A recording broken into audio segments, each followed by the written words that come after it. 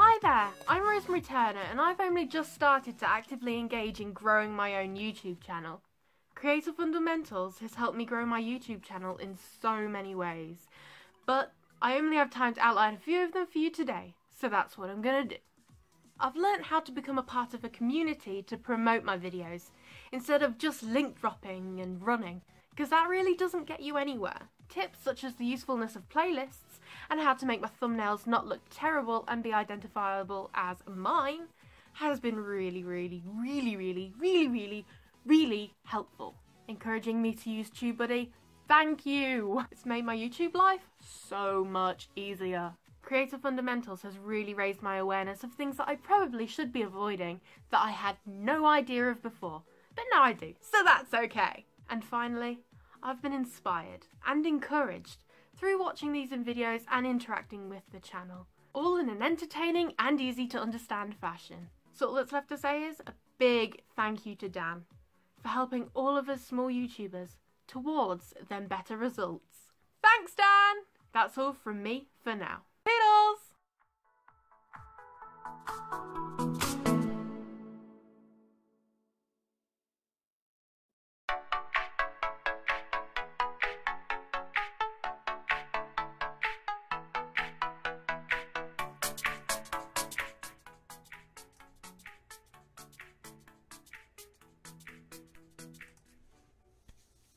Hello everybody, how we doing tonight? Welcome to another live stream from Creator Fundamentals. I am Dan Currier, and tonight we are going to talk about some super hacks, some ways to help grow your channel faster in 2017, 2018, and beyond. As I mentioned, prior to heading out to Vid Summit and rubbing elbows and taking notes with some of the most intelligent people and successful people in the YouTube world, especially when it comes to growth. I wanted to bring back some of that information to all of you, and tonight we are going to discuss those things and talk about how you can use them to grow your channel. So just going to hop in the chat and say hello to everybody. Hi, Kjpargeter. Doug Hewson is out there. Thank you very much for joining the live stream. Dr. Sten Ekberg. Dilly Dally Kids, aka Stephanie, thank you. Just here for the comments. Thank you for joining the stream.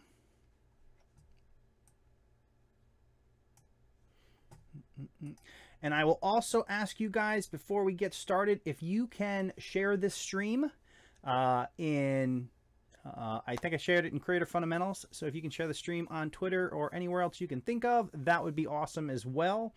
And we will jump in to some of those hacks, those tips, those strategies that you can use to grow your channel. Now, hey, Hawk Gaming, thanks for joining. All-Star Aussie, also, thank you. Hello to you. All right, so the other thing that I was going to do tonight is I have some giveaways. If you guys are interested in giveaways, if you like free stuff, you'll have to let me know in the comments if that's something that you're interested in. And if so, maybe we'll do some giveaways. But just gonna give it a few minutes, a couple minutes here.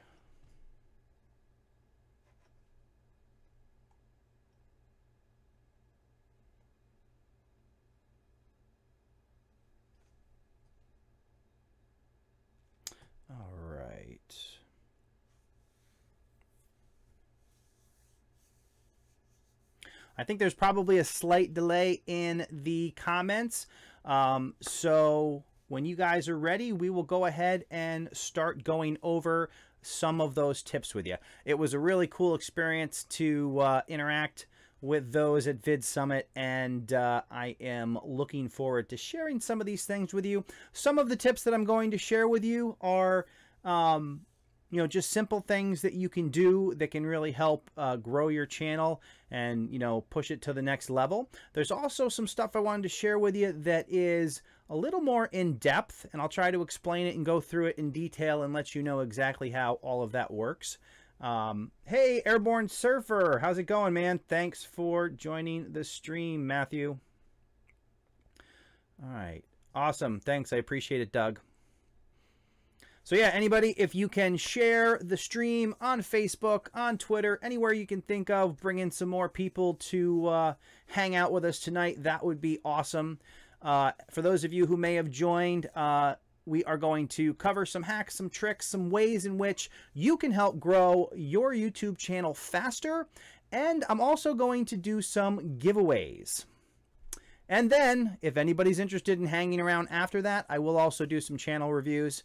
Those tend to be a popular item. So anybody who is interested in doing a channel review, you can let me know in the chat. And what I'm going to do is I'm going to open your channel as a tab in the background in the order that you ask for channel reviews. And that way we won't have to scroll through the comments and figure out exactly who wants one and what the deal is there. So if you are interested in a channel review, let me know in the comments. I'll open your channel in the background, and then we're ready to get there. All the channels will be laid out, and we'll be good to go. So, all right. So are you guys ready to go over some of these cool strategies that I picked up out there at Vid Summit? Because I'm definitely interested in sharing them with you.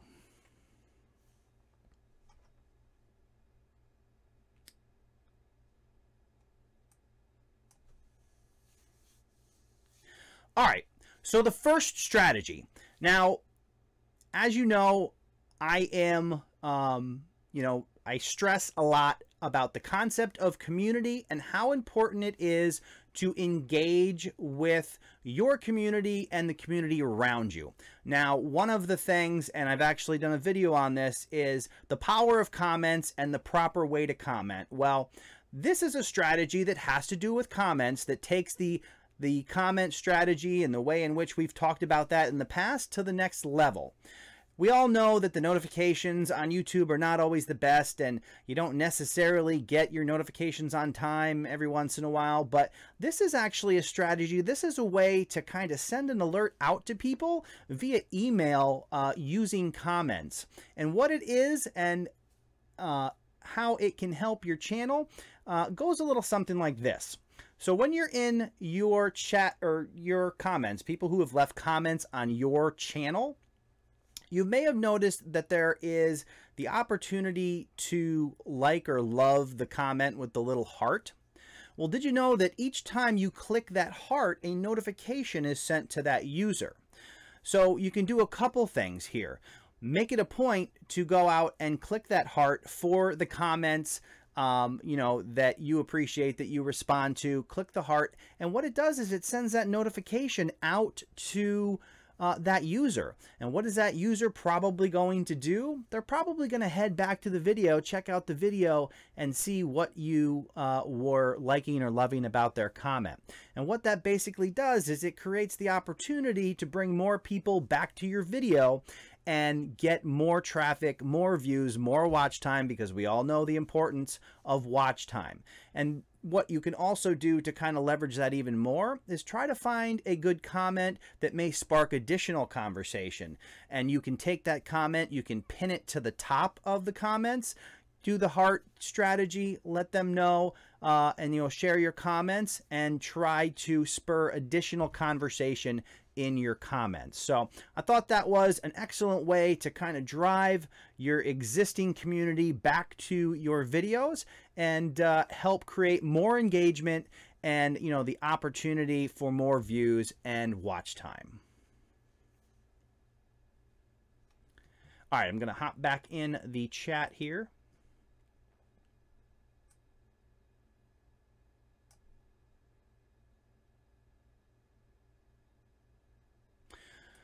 All right, let's see what's going on in the chat. Here we go. So, Hawk Gaming says, I always like giveaways, but I never win. All right. Interested. Yes, definitely, says Dilly Dally Kids. Can't wait to hear. Just here for the comments. Interested, please. Interested in... Oh, if that's the channel review, I've already got you on the list. Airborne Surfer, we were going to open your channel real quick and put that back there. All right. And let's see what else we have here.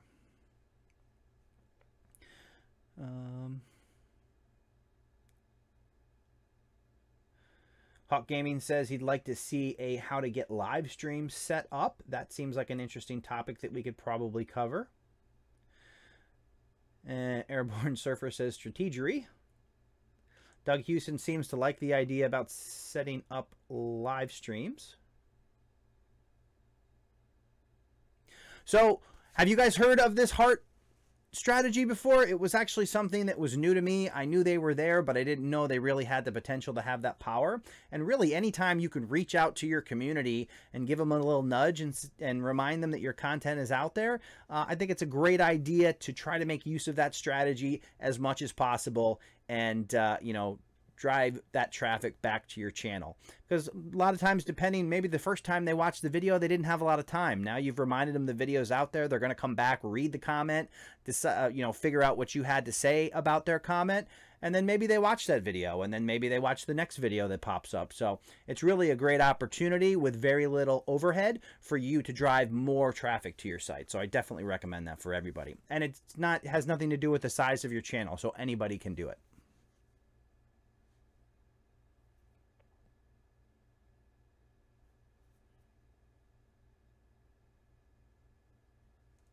Just checking out the chat here. All right. So we are going to do... All right. So this is actually, the next strategy is a strategy from Daryl Eves. And I thought this one was a pretty simple one as well. It's something that you can do with any size channel. And he actually said it's even a growth strategy that works with channels that aren't very good. But I'm sure all of you guys have awesome channels, so we're going to focus on how this strategy works and how you can leverage it to extend the amount of time that people are watching content on your channel. So this strategy has to do with your featured content and your average view duration. So what you're going to do, call it every month or every 28 days, you're going to go in and you're going to find out what your average view duration is. So say it's 3 minutes and 10 seconds. What this strategy is, you go into your featured content, which is available in I believe it's the channel option under Video Manager when you go into the back end of your channel, and you take the start time of your featured content and you set it 5 seconds before your average view duration. And what that is basically going to do is give people the opportunity to check out your featured content when they start to get to that point where they tend to fall off. And there's one other setting. So when you're in there, you actually want to go into, and I'm going to verify it is in the channel section, featured content. And then there is an option to optimize timing. And that just allows YouTube to kind of tweak when that featured content comes up a little bit. So you basically go in and determine your average view duration for the last 28 days is 3 minutes and 10 seconds or 3 minutes and 15 seconds. You go into channel featured content and then you set your start time to 3 minutes and 5 seconds, just before that average view duration when people start to drop off of your videos. And then you click the optimize timing checkbox, click update, and you have that set. And what that's going to do is it's going to start popping up your featured content, right before that time, that average time that people may be bailing from your content. So thought it's a really neat strategy. Daryl Eves has said that it has helped channels grow watch time significantly in his experience with his clients. So I thought it was something that I definitely wanted to share with you guys. Again, channels of any size, it doesn't matter. Everybody has an average view duration and everybody has the opportunity for featured content. So you definitely want to implement that on your channel if you're not doing so yet. All right, gonna hop back in the chat. Hey, Jay Malone, thanks for joining the live stream. I appreciate it. YT Tips, thanks for joining. Appreciate you stopping by. Yeah, Dilly Dally Kids, that is an excellent video. That was actually, I'm actually in that video. If you watch the beginning of that, I was in the front row at Vid Summit. So you can see me. You can see me sitting there with some other YouTubers. Including Dale and Kelly. Hello, Bennett's Playtime. Thanks for joining the live stream. I appreciate it. Today we are talking about tips and hacks that you can use to help grow your YouTube channel faster. We're also going to be doing some giveaways, and we'll do some channel reviews at the end if anybody's interested. So far, I think we have a couple takers on the channel reviews. Make sure I keep those in the right order in the background. We'll get to those after we do some of the other things.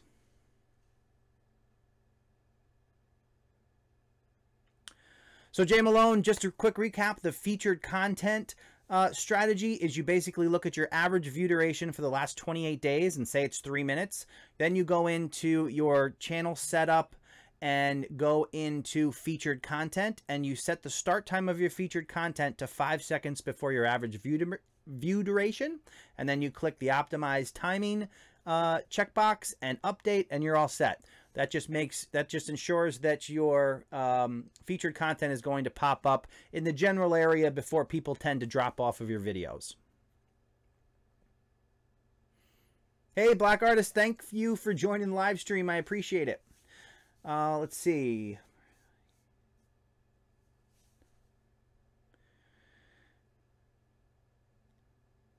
So Black Artist asks, this is the first time being here, so cool. Had a tough time figuring out the balance between finding searchable keywords and low competition. Any tips? I'm interested in reviewing my channel. We're going to add you to the review list. And let's see here. I'm going to try to add you. Go to channel. There we go. And we will throw you. You are, it looks like you're number 3 in line. So when it comes to finding searchable keywords, the best way, and I actually have a keyword video that I just put out where I went in depth about how you actually do the whole keyword research thing.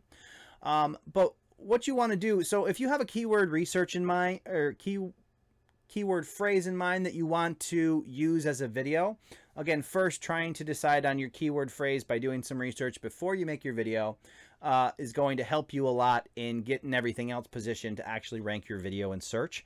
But what you want to do is if you're trying to find, basically what I would do is you would start with the phrase, you know, say if it's, and I use it as an example in one of my videos. I did a video on YouTube demonetization. Now, just YouTube demonetization had some competition on it, and it might have been harder to rank on that search term because of the competition. But what you do is you type YouTube demonetization or whatever your keyword phrase is into the search bar and you hit the space bar. Well, when you hit the space bar, YouTube is going to finish your sentence and show you a list of options of possibilities of actual things people are searching for. So then what you do is you basically take a look at each one of those and find one that's related to the topic that you're going to cover, and then you look at the search results to see exactly how much competition is out there on that search term. You find one that is on the lower side and you use that as your title. Now, depending on your channel, lower can mean 1,000 results or 40,000 results. You really kind of have to, you know, feel around a bit with that in that regard based on how your channel is able to compete. But I found that search results in those lower areas, you know, with a channel that has a few hundred subscribers, you really have the opportunity to compete there, provided you settle on an exact keyword phrase, which you then carry into your title, into your description, into your keywords. And as I also mentioned, you state that keyword phrase in the first 10 to 15 seconds of your video, so that ends up in your transcription. And I have actually heard that that transcription piece is very important, so you want to make sure you do that as well. So I hope that answered that question.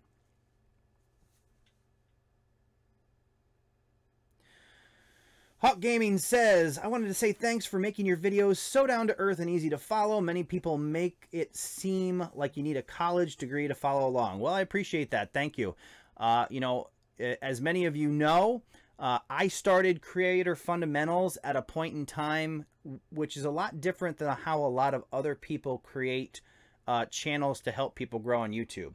What other channels tend to do is they create a channel that just has whatever kind of content.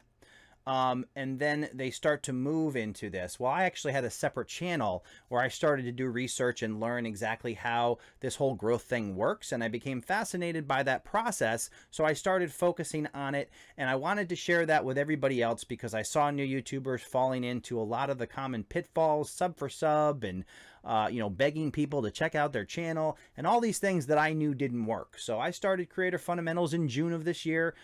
Thanks to all of you. We're up to 413 subscribers since June. That's awesome.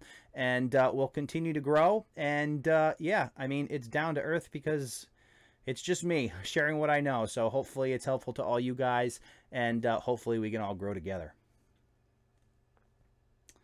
All right. Stephanie Dilly Dally Kids says, definitely agree with Hawks Gaming. Thank you, Stephanie. Appreciate it. YT Tips, is there any problem using YouTube logo in our video? Any alteration is possible? In general, you want to be careful using anybody else's copyrighted content. I don't know how you plan on using it or why you would need to use the YouTube logo in your videos, considering everybody knows you're on YouTube. I mean, if you're doing some kind of animation or something like that, or graphics, I don't think it's the end of the world if you use the YouTube logo, but I would be careful how you use it and make sure that you're not going to do anything that, you know, might draw the,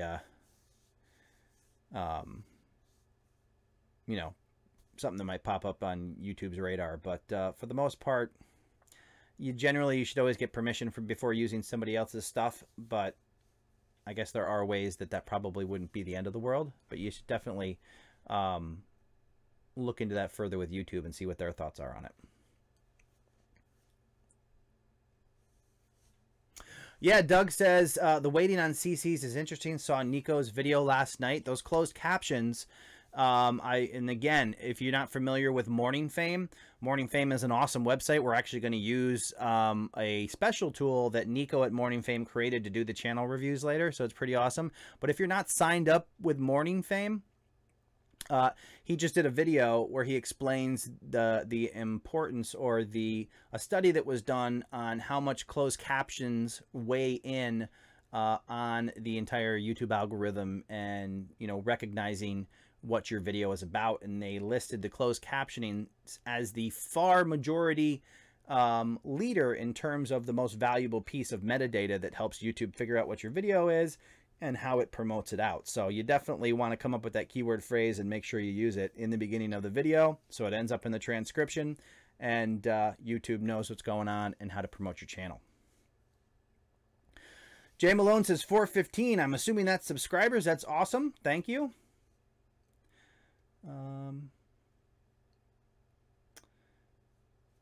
Let's see. I see Black Guppy. Just want to say hi. We are new. This is harder than I thought.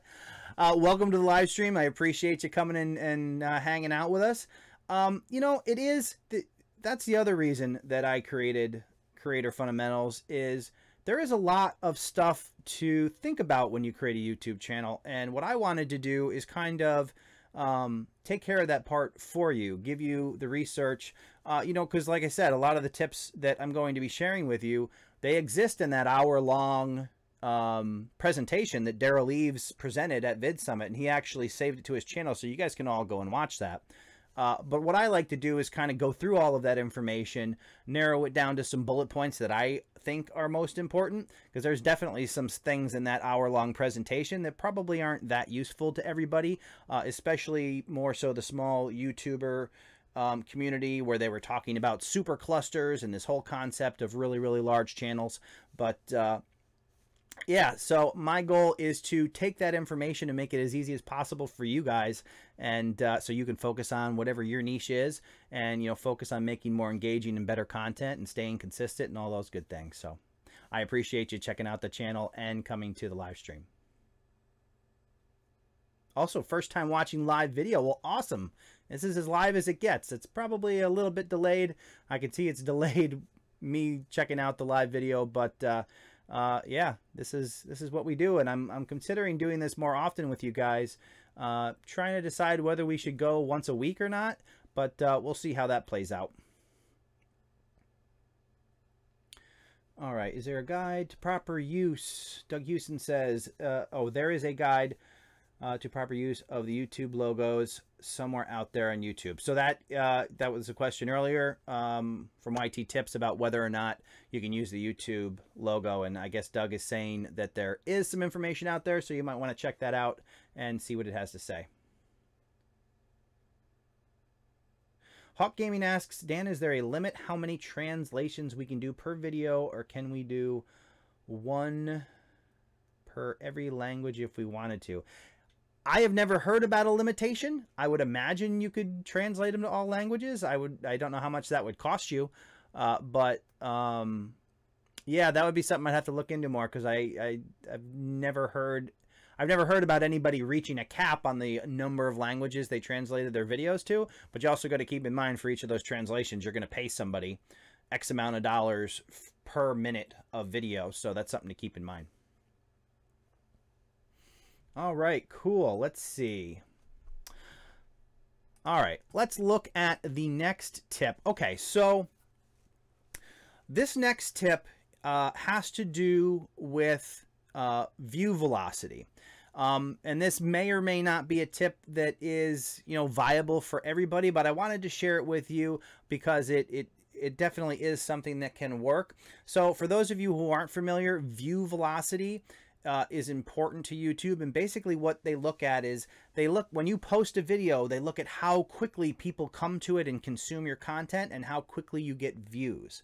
So, and then, if you've seen like the trending page on YouTube, the trending page is not really about how big your channel is or, what your content is about.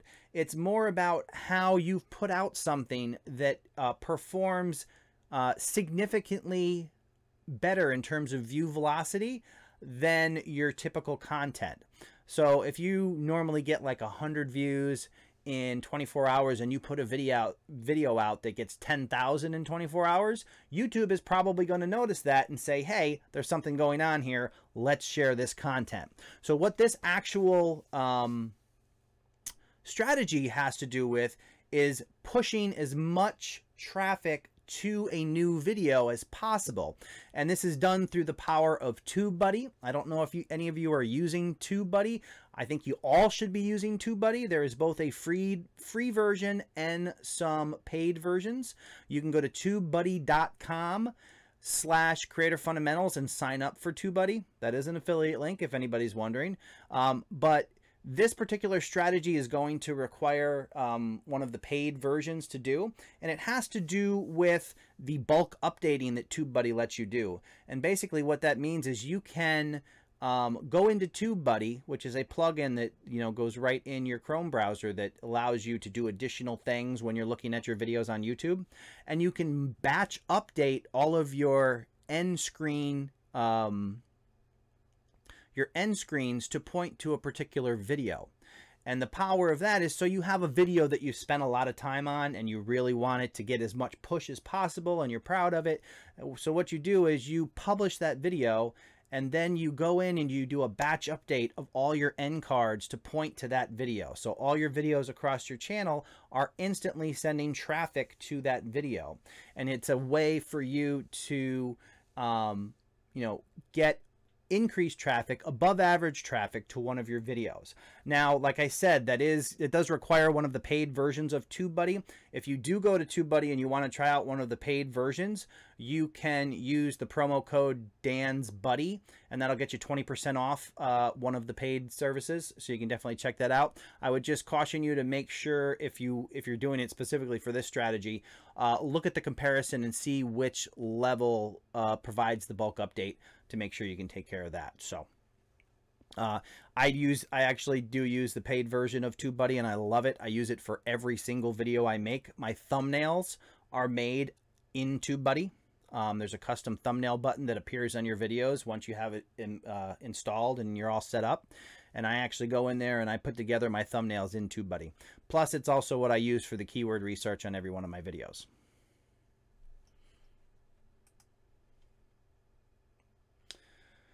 Alrighty. Peek in the chat. All quiet in the chat. Of course, it's hard to tell because everything is delayed. Okay. Again, if you are just in the stream, I would ask you to share the stream on Twitter, on Facebook, anywhere you can think of. We're going to be here for a little while. As I mentioned, I am going to do giveaways, and I will show you. So here's what I'm going to do. Let's take this time right here, and we will make sure this works good. Actually, give me 2 seconds, and I'm going to give you guys a link.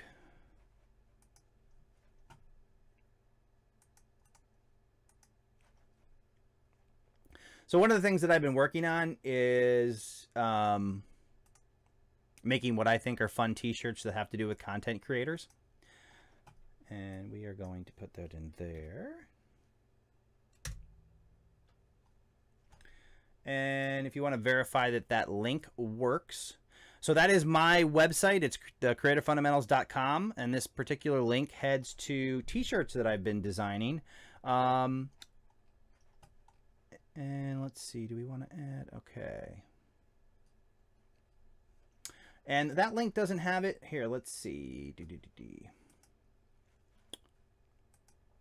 Gonna try to get you guys.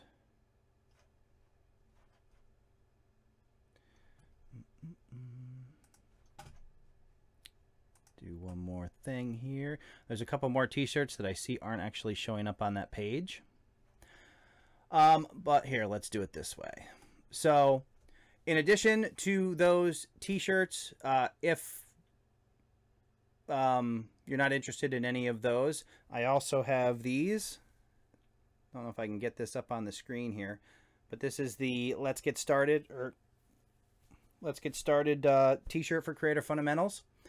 But basically what I'm going to do is if you win the giveaway, you can go to that page, you can pick out any shirt you want, and then you can talk to me, send me a Facebook message, or we'll talk offline and get a mailing address or everything, and I'll send you a shirt. So that's how we're going to do that.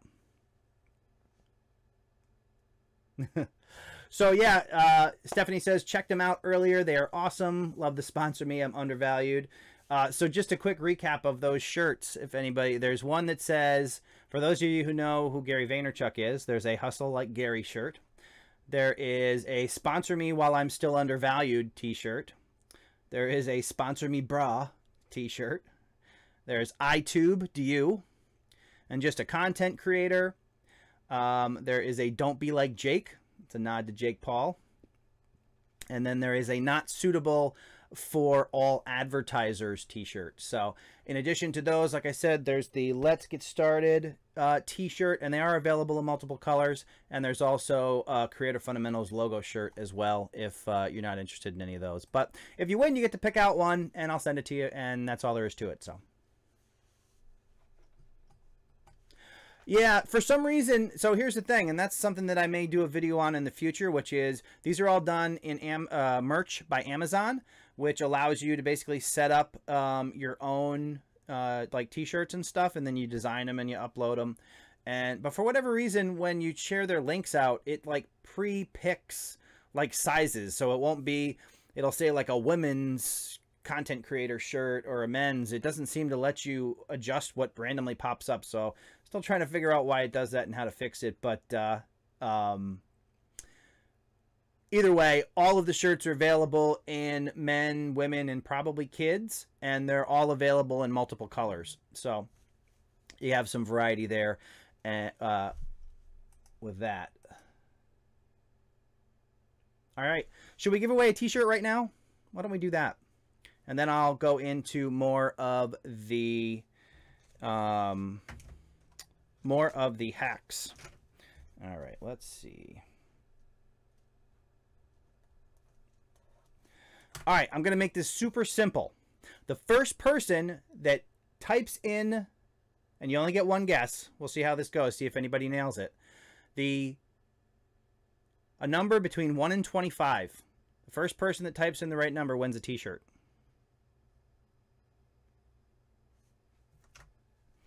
And then we'll do the next thing here.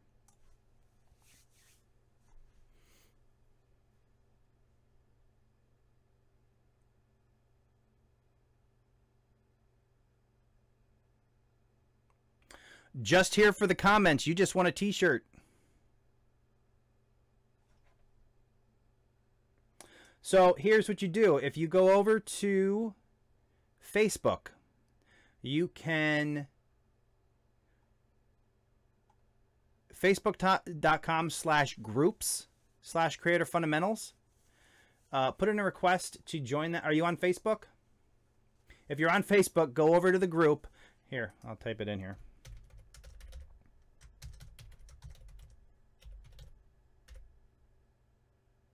Are you in the US? Just here for the comments?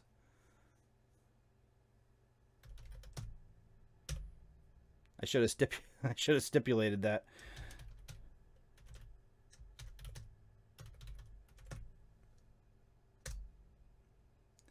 All right, so if you hop over to the group, join the group. You can unjoin the group if you really want to afterwards, but that just helps me get in touch with you. Okay, we'll figure that out just here for the comments. But send over there, and for the remaining 3 shirts that I'm going to give away. How many people? Where are you guys all from? Let me know where you're all from.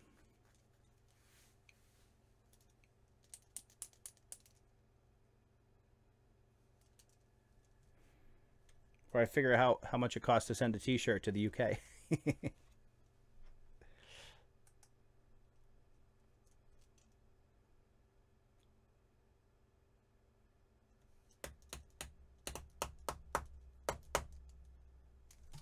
Oops. All right, so we got people, US, Australia, Canada, Costa Rica. I think for the remaining 3 t-shirts, we'll have to do the US. Only because I know zero about what it would take to ship stuff to some other countries. I'm definitely going to take care of just here for the comments, because he's already won one. We'll get that out to him in the UK, and that'll be a learning experience. And then we will do the remaining ones, US only, unfortunately, and we'll try to come up with something to do more international in the future.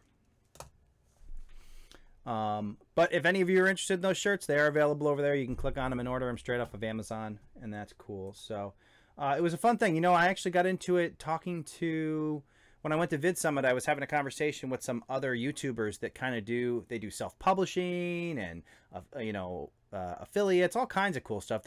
If you are ever been serious about taking your YouTube channel to a full-time basis, then you really need to think about and start to come up with ways to diversify the income, because first of all, the ad revenue is never going to be enough to really help you in that regard anyway. And you don't want to be at the mercy of YouTube when they change a policy and all your money goes away. So one of the ways you do that is by diversifying, doing things like affiliate links, doing things like products, the t-shirts or whatever, and finding different ways to create that revenue that can help support your channel.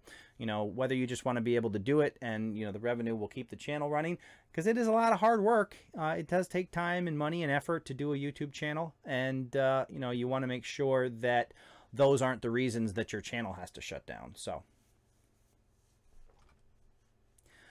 all right.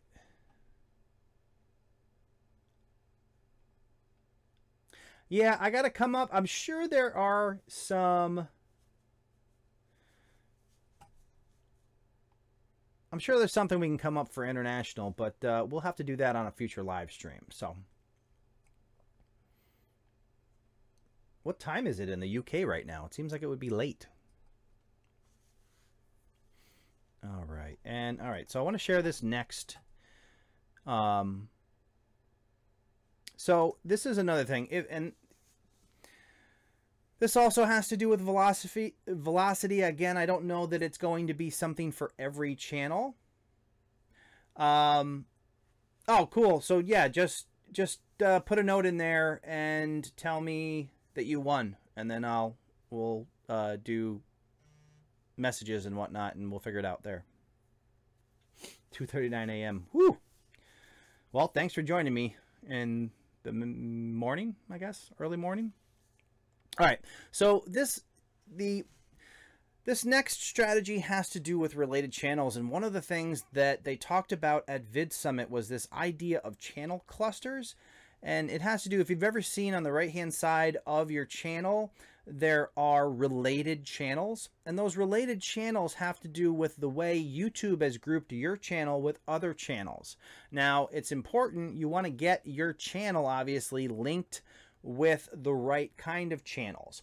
And one of the ways you can try to do that, above and beyond looking at those channels that you want to be like, or that you want to be associated with, seeing the type of content they do and trying to do similar content. You can use a tool like TubeBuddy to look at their keywords and know exactly what they're using. And then you start the process of trying to get associated with those other channels, because that's going to help you grow within that cluster of channels. And YouTube will kind of decide at what level to promote that group of channels, and it can really help your channel grow. One of the things somebody suggested at one of the Vid Summit conferences was to create a playlist with your content and the content of other channels with content related to yours, with the idea that you're trying to create user history or user activity of somebody watching your content and their content, and that user activity that does that over time can associate your channels to each other and say, hey, these are similar channels, the same kind of people watch these channels, and lead you to the path of getting to you know, related to those other channels. Now, when my channel, when Creator Fundamentals first started out, I had some really strange channels that had nothing to do with my channel listed in the related. As I've continued to go on and make content similar to other people in my niche, those related channels have started to pop up. TubeBuddy is one of my related channels now. Owen Video, if you've ever watched his content, he's also one of my related video channels. So you really want to work towards getting related to the kind of channels that you can be associated with, so your content gets suggested on their videos and helps your channel grow. Airborne Surfer says, associated with Creator Fundamentals. Awesome. 8-Bit Guy, and is it Av or Av-E? Awesome, Stephanie. So yeah, and it's not like you don't have to share that playlist on your main channel page or anything like that. You just create the playlist. It'll be in your playlists list, but otherwise you can you know, just create that and try to get people to associate traffic. And for those of you who haven't heard of the tip for using playlists to get more views, when you're sharing videos, you can try to share, you go into that playlist, for example, and share your link from within that playlist when you put a new video in it. And what that's going to do, it's going to bring in that person to watch your video. And when your video ends, it's automatically going to play the next video in that playlist. And that's another great way to kind of draw them in with your content, keep them watching, extend their session time, which is the total amount of time they're checking out stuff on YouTube. Plus, you're also showing them your videos mixed in with the videos of other channels that you'd like to be related to.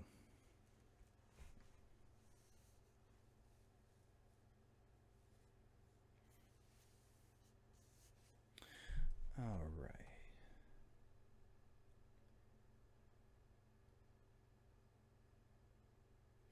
You know, so Bennett's Playtime asks, if you do featured channels, does that help YouTube figure out related channels?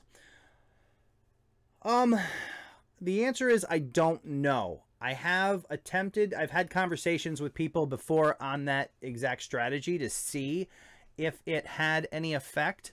And so far, hang on here. So far, because I have a number, I'm curious to see whether Owen Video's channel. Yeah, so far I have not found that to be the case, at least through my own experience. I actually have Nick Nimmin, Brian G. Johnson, Roberto Blake, Daryl Eves, and Video Creators, which is Tim Schmoyer, listed as my featured channels. And to date, none of them have shown up as related channels. So I don't know if it has any long-term effect, but in my personal experience, I haven't found it to have any impact on related.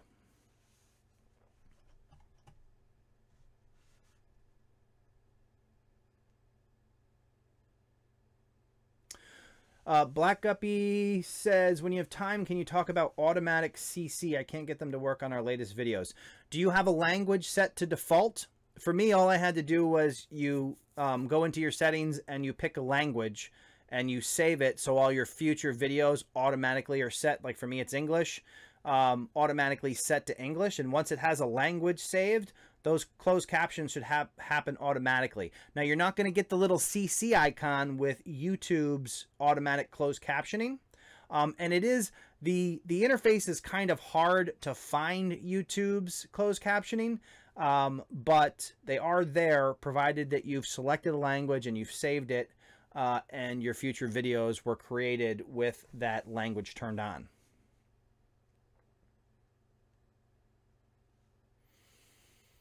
Dr. Sten Ekberg says 3.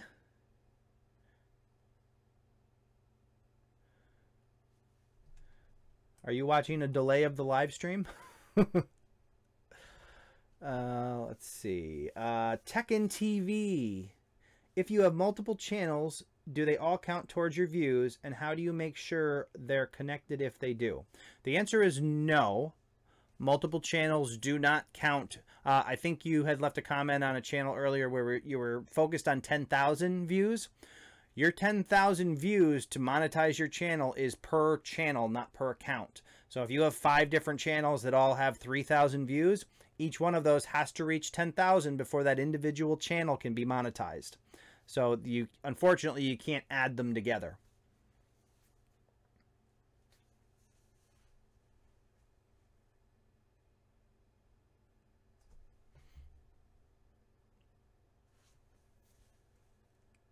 What do you guys think of my subscribe sign that my dad made me?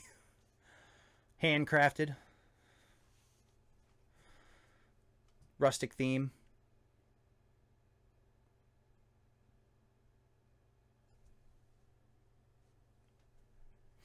All right. Is Reddit and trending worth the time? Are you talking about trending or trending? Reddit, I've heard a lot of people talk about how good Reddit has been to them. Personally, I find Reddit to be a little bit difficult to use. You really have to learn how the different subreddits work and, you know, to play by their rules. And there's usually like 4,000 rules that you have to abide by. And they're really careful to avoid people self-promoting their content. So you kind of have to figure out a good way to do that. I actually have a Creator Fundamentals subreddit out there that I share videos on, and I've also created it's a subreddit called Small YouTubers Unite as a way to allow people an easy way to share their content on a subreddit without 10,000 rules. If you're talking about trending was actually a website that was created by the guy who created a subreddit called Unknown Videos. And then he created his website to kind of expand on beyond the limitations of Reddit. And I hear, me personally, I've found trending to be, you know, a cool website. It's, you know, able to share your content, and you're just sharing a link from YouTube. You're not actually uploading the content again. So all the views do go back to YouTube.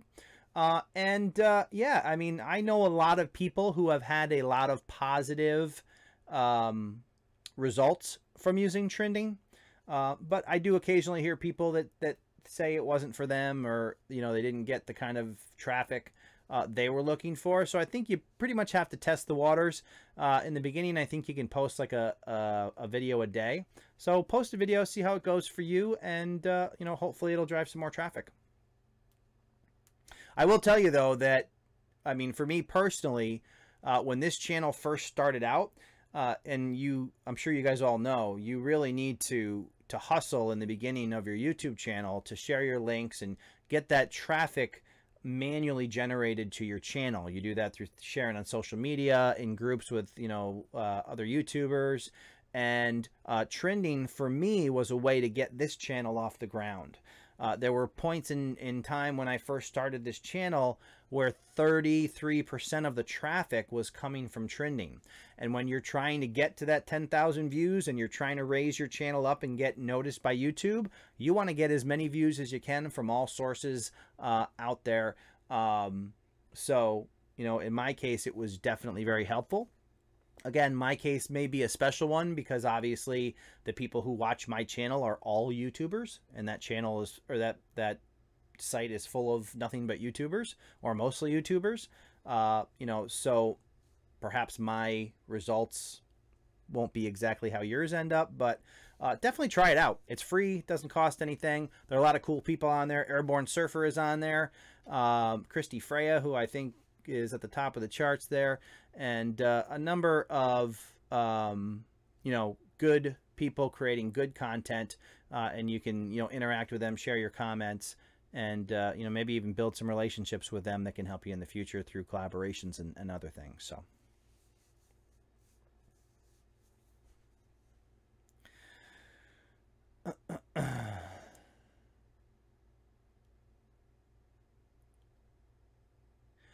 Airborne Surfer says, trending is fantastic if you're doing mainstream content, but it can still be good for meeting new people. Absolutely.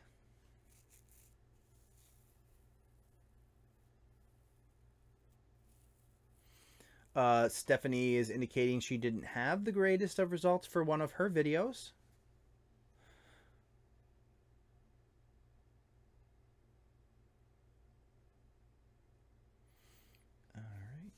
Okay. All right. So I'll talk a little bit about, and I pretty much covered it, but the idea of channel clusters and how you might be able to use that to help you. If you've been on the channel for any period of time, you know I always talk about community and the importance of getting involved with other YouTubers and engaging in your community, whether that's through the comments on your videos or Facebook groups, any way to interact with other like-minded people. Well, this idea of channel clusters is something that you can use to your benefit in the sense that you try to form relationships with other similar channels, and then try to come up with a strategy where you guys create related content on a fairly regular basis to try to get your channels related to each other. And they told a number of different stories how much larger channels were able to group up as a cluster of channels, and they use that collective power of all the channels making similar content to grow more rapidly as a group. So that was a pretty interesting concept, that YouTube actually works that way and groups channels together. It might be something, if you start now, start building those relationships with those other channels. Maybe in Stephanie's case, it's other, family vlog type channels, and then try to come up with a strategy where you produce similar enough content to allow the group to grow as a whole.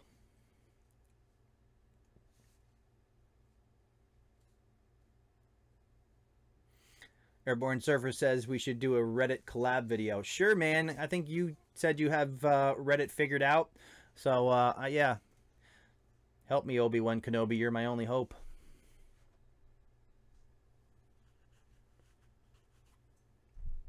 So, one of the challenges with trending is as the channel as the site grows, there's a lot more traffic, and it's basically organized as a single trending list. And the problem with that, of course, is if you create a new video and a bunch, say 2, 3, 5 videos are really popular, it has the potential to push your video off of the page. But that was actually something, I actually had a conversation with the owner of Trending, and about those kind of things and how they could make those features better.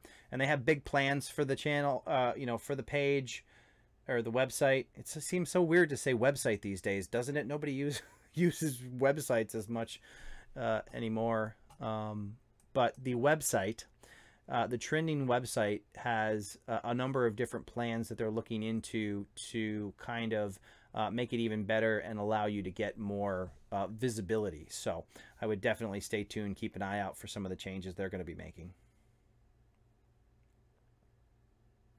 Yeah, I mean, community is absolutely important. It's important when you're first starting out. It's important when you've been here a little while, and it'll be important until your channel explodes.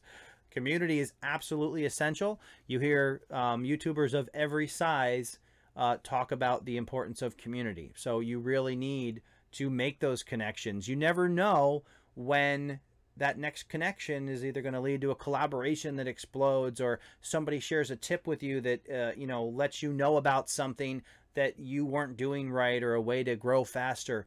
So you definitely want to surround yourself with other like-minded YouTubers who are doing the same things that you do, can appreciate the struggles you go through, maybe offer you encouragement, maybe you can help them along. But yeah, I mean, it cannot be underestimated how important community is. So Tekken TV asks, what's your biggest tip for new YouTubers? And for me, it is, well, the obvious one is start making content. Don't let excuses prevent you from making content. Don't worry about being perfect in your content. Just start making content, because there's going to be plenty of time for you to improve over time. And a year from now, it'll be fun to look back at your first video and say, oh, wow, I've gotten a lot better at this. And that's typically what happens. So you definitely want to make content. If you're already to the point where you're making content, I always say that the two most important things in my mind are consistency and community. As we've already stated, community is super important. Get involved with other people, because the amount of information and knowledge that that's going to bring to you is going to be extremely beneficial. The other thing is consistency. You really want to come up with a schedule that you can maintain, and you want to make sure that you do it regularly. And what I mean by that is, you know, maybe you can only do one video a week. But you want to make sure you get that video out once a week. You don't want to come in gung-ho and say, hey, I'm going to do 5 videos a week and last for 3 weeks and then burn out and stop uploading on your channel. You also don't want to do 3 videos every week for 4 weeks and then take 4 months off. So it's really important that you kind of, you know, be self-aware enough to know what you can handle, create a schedule that you can follow. This is not a sprint, it's a marathon. You really need to be in YouTube for the long haul to experience the growth and the rewards and the potential that YouTube can give you. So for that reason, don't be super hard on yourself that you have to go out and do 7 videos a week or something insane like that. Figure out what you think is comfortable for you, set a schedule, and then be consistent in keeping that schedule and getting your videos uploaded at that same pace. That doesn't mean that occasionally you can ramp it up if you're trying to spur growth some more, but you definitely kind of want to come up with that base schedule, set that base schedule, and stick to it.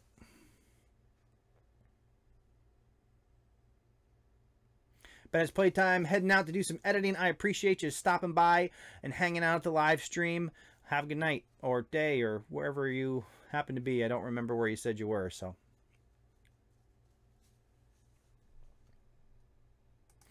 One last strategy I'll share with you. It's actually something that I just started doing today, and haven't really seen just how well it works yet.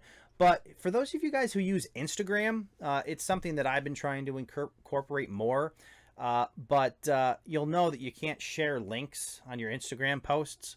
So one of the things that I started doing today, typically you'd share a post to talk about a new video, and you'd say link in your profile, which is typically a link to your website, which is your channel. What I started doing today is I actually went in and changed the website link to a direct link to the video. So each time I come out with a new video, I'm going to create an image on Instagram that promotes it, which is basically my thumbnail with some additional text above and below it, and then with a comment that there is a link in the profile, and then I'm changing the website link in my profile to that actual video, well, more specifically to that video within a playlist. And I want to see how that turns out, and whether that you know, gets some more views, because my concern is that if it's just your channel, people go to the channel, may not find the video, and they lose interest and leave. So I'm thinking maybe if you change that website address to the actual video each time you make a post, you may have the potential to drive more traffic. So the video that I put out today, which is about ranking your videos, has been doing above average compared to my other videos. So they'll be interested to see where all that traffic comes from.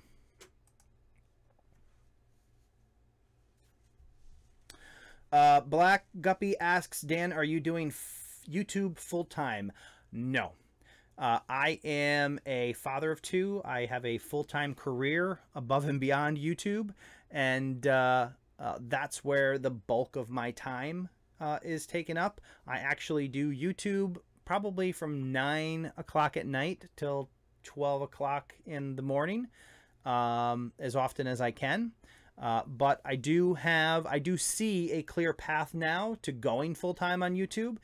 So I am trying to kind of get everything squared away to go in that direction, because I mean, how awesome would it be to have YouTube as your full-time career? And it really leads to so many more things. It's not just making videos on YouTube. You know, there's opportunities above and beyond, and to branch out beyond YouTube, which again, I recommend in terms of strategy. You really want to diversify how that's all set up. But no, I do about 3 hours a night.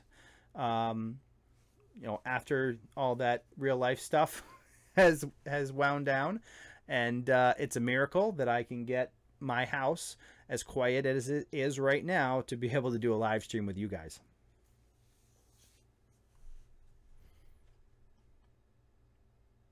Anybody else have any other specific questions about growth, about ranking videos, keyword research, thumbnails, anything like that? Otherwise, we will probably kick it over to some channel reviews.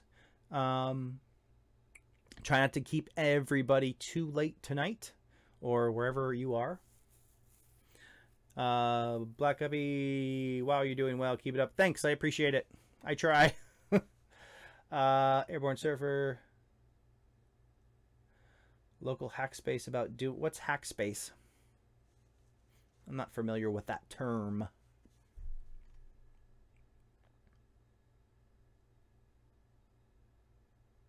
That's the other thing. So I, you know, Black Guppy said I was doing well. There's a lot to be said for authenticity. Definitely don't try to create a channel about something you're not, or pretend to be somebody, or pretend to be successful when you're not. I see it even on YouTube and creators and stuff, and at Vid Summit, there were definitely people trying to play a role of success. And you know, those people probably are going to have a harder time finding success than the ones who just choose to be themselves. And you know, one of the things I do on this channel is I don't try to share anything that I've never experienced, because I just think that comes across as phony. I mean, who wants to take advice from somebody who is simply just regurgitating it and has no idea of whether or not it will work? Granted, I told you about the Instagram thing, but I think that could have some potential, so we'll see how that goes. But definitely be yourself in your channels, unless you're doing an acting channel. But I think authenticity goes a long way on YouTube, and people really embrace it, and people will follow your channel because of you, not because of your content. So keep that in mind, and you know, don't lose your way and don't try to be like Casey Neistat, or my goodness, I would hope you wouldn't try to be like PewDiePie, but you know, just be you. There are people out there who will be interested in your content because of you, so stick with it. He said that the hack space is like a shared workshop. Sounds cool. Yeah, that seems like there should be some video opportunities there. Hello, Philip Chandler. Thank you for joining the live stream. As a new YouTuber just about to start, should I produce a channel trailer before I start posting videos, or should I have a few videos already posted before making a trailer?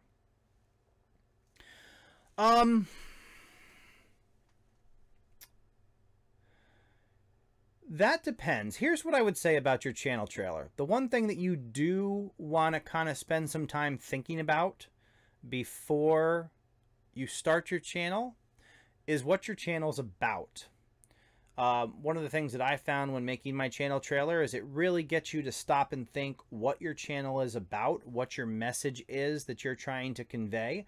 And when you're doing your I know a lot of people, when they do their channel trailers, they'll do like clips and footage from their other videos. So you may need, if that's the approach you want to take, you may need content from other videos.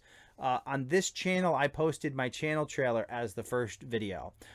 And I did that because I wanted to make sure that I knew what my channel was going to be about, that my entire channel was branded and focused on a singular message. And, you know, kind of spending some time on the channel trailer allowed me to make sure that, you know, everything was pointing in the same direction. That said, I don't think it matters a ton which order you do it in, but you do want to have a sound idea of what your channel is about. And again, if you're focused on growth, the more focused your vision of your channel and the content that you make, the more potential for faster growth you'll have.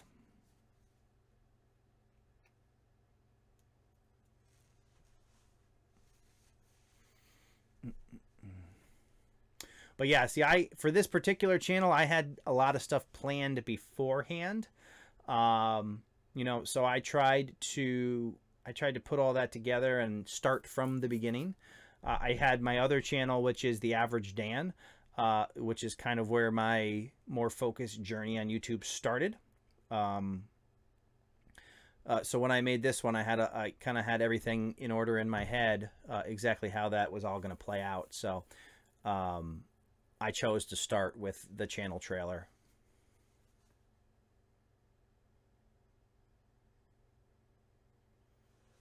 All right. Glad to help.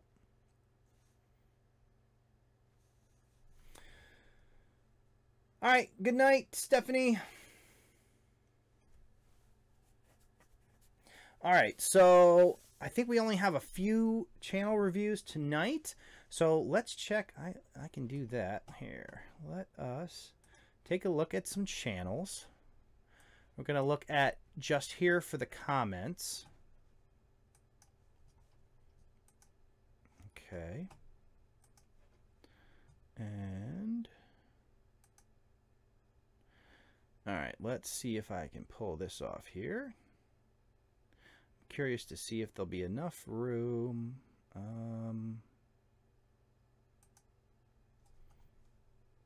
keep the chat on the screen as well. All right, so this is just here for the comments. Take a look here. This channel was started in March 16th, 2017. And I believe I saw, let me look at your videos here.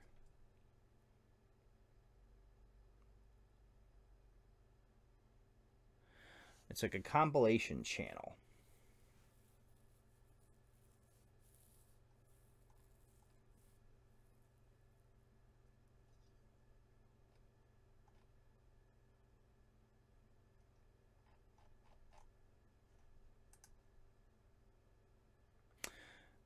And what I'm curious about here, so you're 81. Have you monetized this channel yet?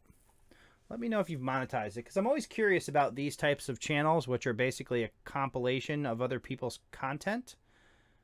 I don't want to play a video on the live stream, but do you do voiceovers, or is it simply just cut-ups of like these different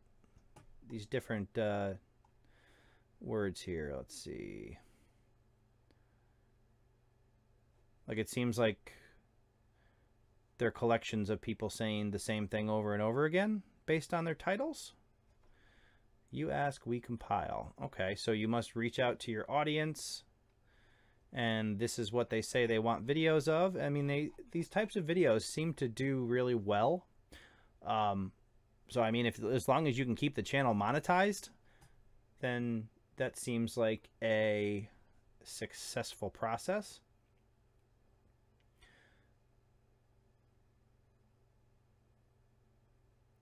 I see you have your branding in there. You might be able to make your branding a little bit bigger. I mean, yeah, you can kind of tell they're your videos, but it's a little hard to see there. So that's something to consider. And then we will, let's see. While we're looking, we'll grab this and we will throw it into the MorningFame review tool, and then we will hop back over there in a little while when it's done. I said stop. All right. But yes, I'm always fascinated by these types of channels because they seem to grow really quickly. All right.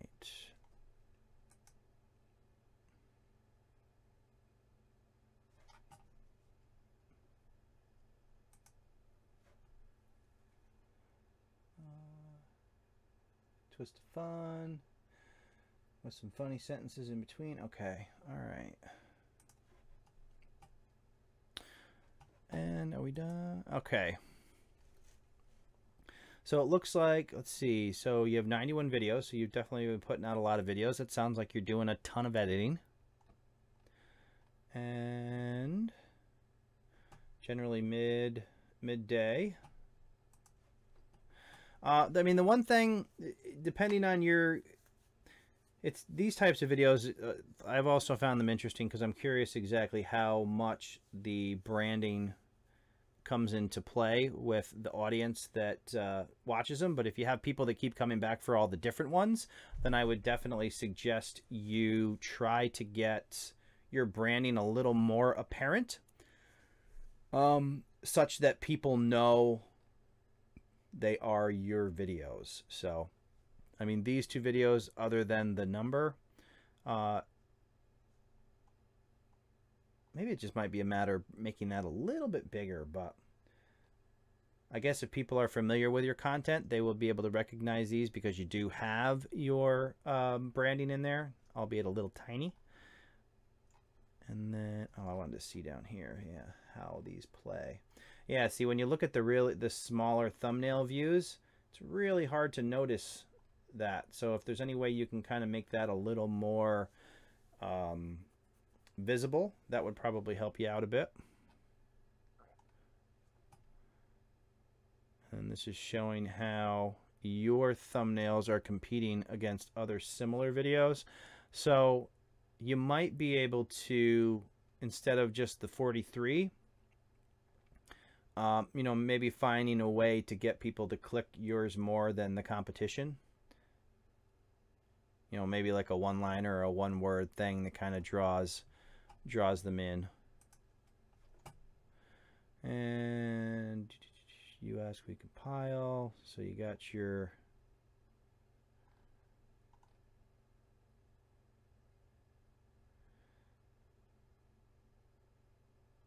hitting some keyword phrases that are ranking.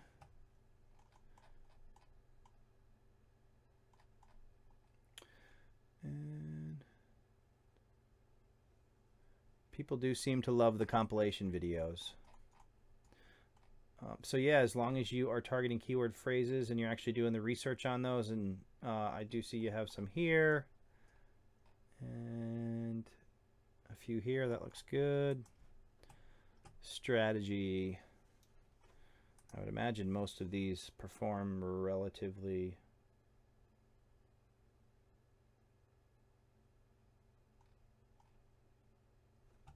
okay. Yeah, these types of channels are kind of unique in the way they work because they're kind of attaching themselves to those, you know, the celebrities that are in them. So as long as you are on point in getting your videos to show up in relation to those people, you know, plus you're creating that following on your own channel in terms of people who want to see the next compilation, then yeah, so far so good. If I had anything to say about your channel art, well, two things. Your channel art, the fact that this is orange or red, it's hard to tell. I think my color is a little off on my monitor. And this is yellow. There's a little bit of a disconnect between these two, and I like to have the thumbnails and the channel art and the icon all kind of work together as single branding.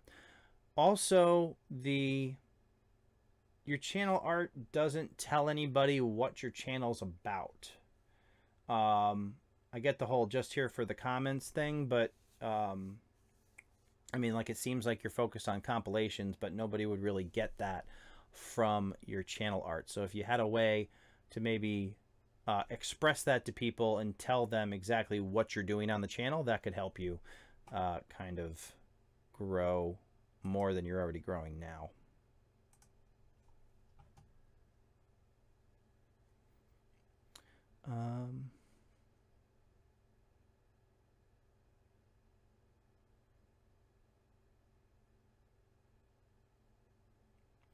All right, Jade Bell, can you please help? My channel is ruined. Since your channel is growing better than mine, also my subscribers don't understand that my voice, which I use to do covers, is not doing that well. Hey, no problem. Just here for the comments. I appreciate you checking out the live stream. So, Jade, let's see. I mean, the one thing I would say, and we can pull up your channel, but the one thing I would always say is don't worry about comparing your channel to anybody else's. Every channel is going to grow at a different rate. So let me see here.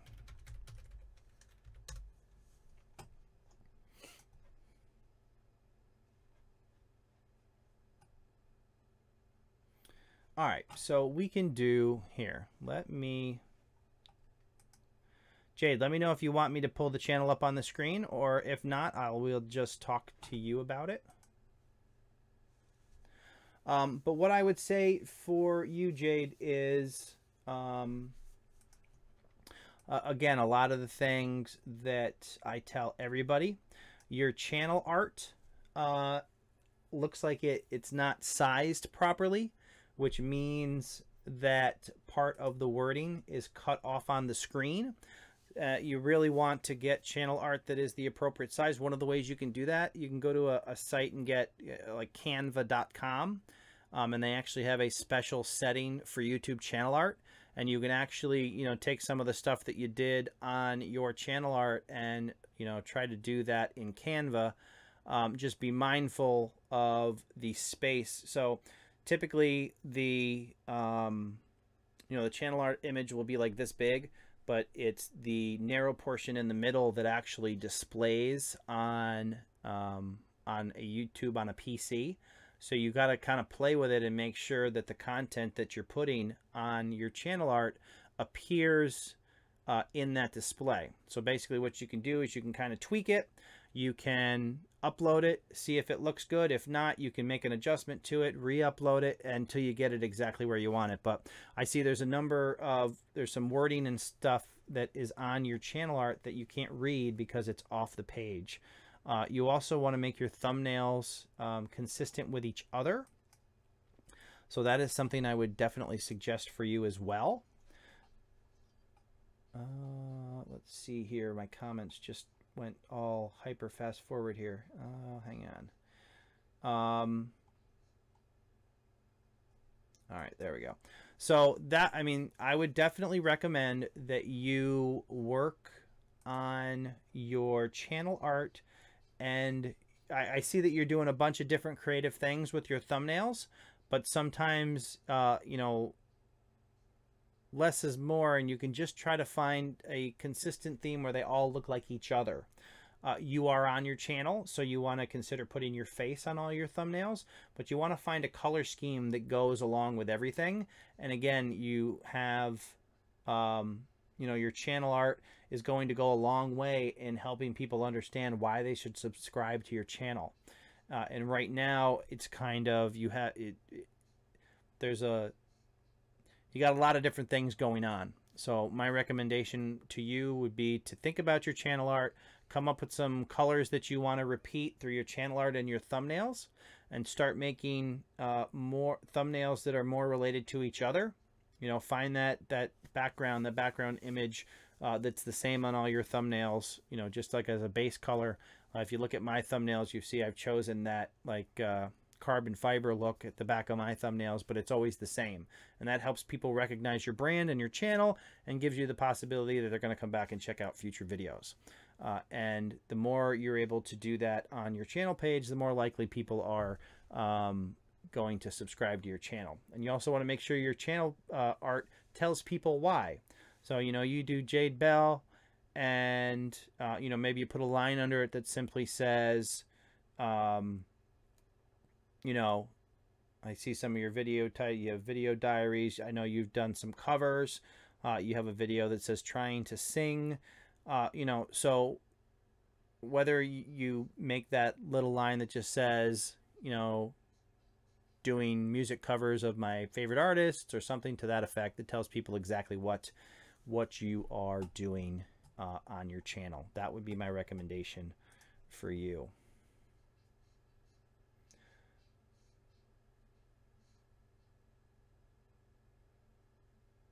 All right, so we will put your channel up on the page.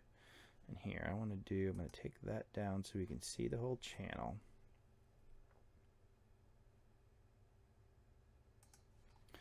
All right, so like I said, there's some words back here that are hidden by your icon. This right here you can't read because the bottom of it's hidden. Your name is cut off, and you have a bunch of different colors, and then all of your thumbnails, you have some cool stuff that you've done with some of your thumbnails, but they don't really go with each other. One of the ways you can do your branding, if you want to do it that way, is if you're in your videos, then use your face and get your face on every thumbnail, and at the very least that will create your branding. So, and then you want to kind of have them all look like each other. And the reason that that's important is if somebody is on your video and they decide that they're interested in your content and they want to watch the next video, you have a bunch of videos that appear on the right-hand side of the screen as recommended videos. If your thumbnails don't look like each other, or not, that it's not clear that it's the same person making them, if somebody wants to watch more of your videos, they're not going to be able to tell which of those videos on the side of the screen are yours. That's why branding, which basically means making all of your stuff work together to show people that it's all the same channel, that it's all the same message, whatever that message is, whatever you're trying to make your channel about, you need to communicate that through your channel art and your thumbnails and your channel icon. So I would definitely recommend that you think about a design, you know, even if it's as simple as picking a solid color background and putting words Jade Bell, and below that musical covers, or whatever you decide to do, is how I would recommend updating that.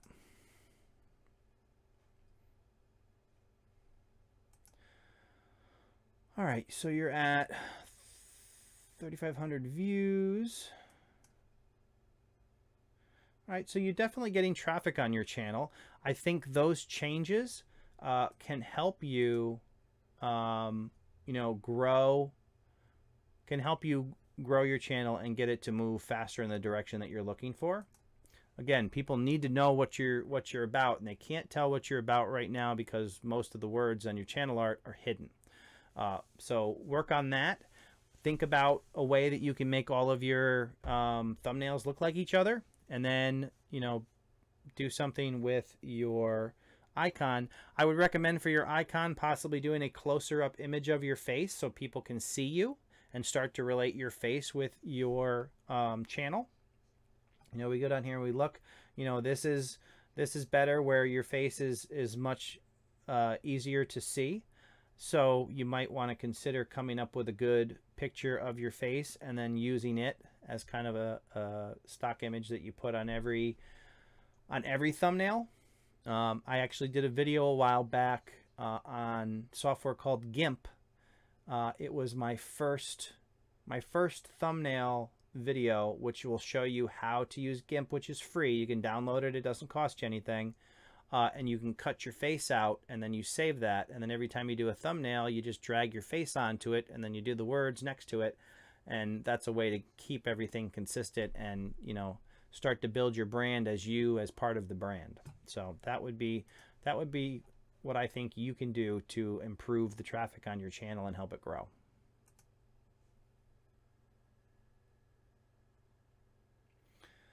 All right, Kjpargeter. Enjoy your food. All right.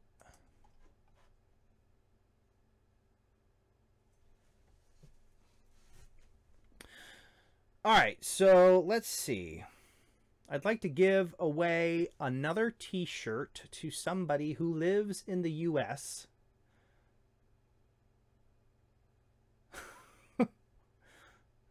And Hawk Gaming just said 21. I haven't come up with a number yet. All right, so let's see how we can do this. I know if you don't live in the US, it's kind of tough, but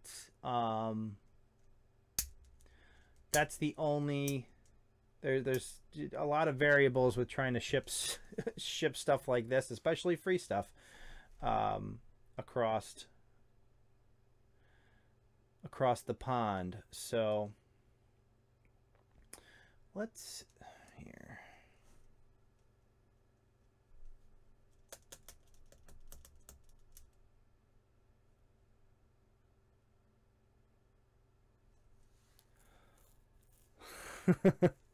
I think we're going to do one t-shirt per person, so you can just watch to see who wins. All right, so how should we do this?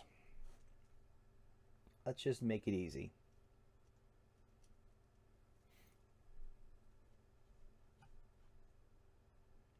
All right, Jade. Have a good night.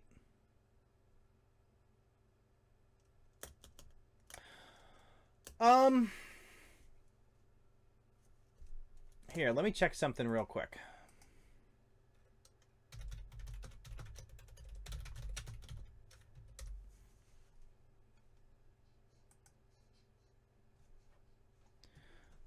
Let's see.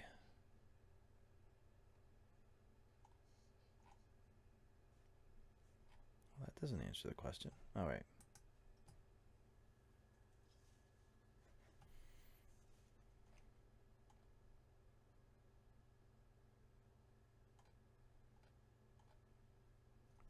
Yeah, unfortunately, I need to do some more research on the costs to shipping to all the different countries before I start committing to sending t-shirts all over the world. So, oh, that's right. Let's see here. Now, I was just checking to see, I was trying to see if I could find quickly some shipping rates to places other than the US. To try to include more people, but it's something I should probably take a little time and do some research on and figure that out before I end up, you know, costing myself a fortune. As it is, I get to learn how to send a t-shirt to the UK. Oh, I'm interested. Which t-shirt did you pick?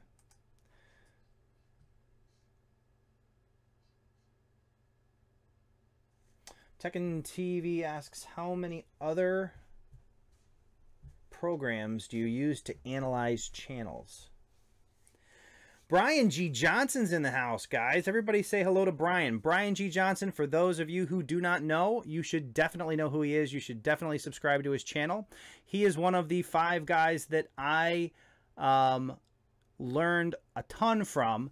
Him, Nick Nimmin, Roberto Blake, Tim Schmoyer. These are all people that all of you should be following if you're serious about growing your YouTube channel. I appreciate you stopping by and saying hello, Brian. Oh, let's get started. Awesome. That's a cool t-shirt. That's this one right here. All right, so we're definitely going to send one of those to you at the UK. You know what? If you're in the US, let's just make it easy. Number from 1 to 25. The first person who gets the number wins the next t-shirt.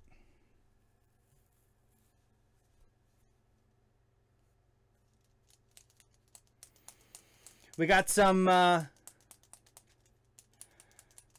fellow Tube Ritual people in here as well. Only one, Black Guppy. You got to pick one. So what do you think, Brian? Working on this backdrop. Better than the blue, at least, right? It was interesting. I posted a video today with this backdrop, and people were asking me if it was a green screen. I used to use a green screen, but no, this is actually a real brick wall.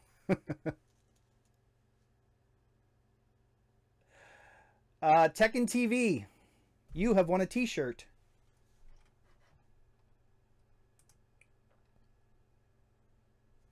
So I'm actually, you know, I talked to you guys about, you know, setting up the multiple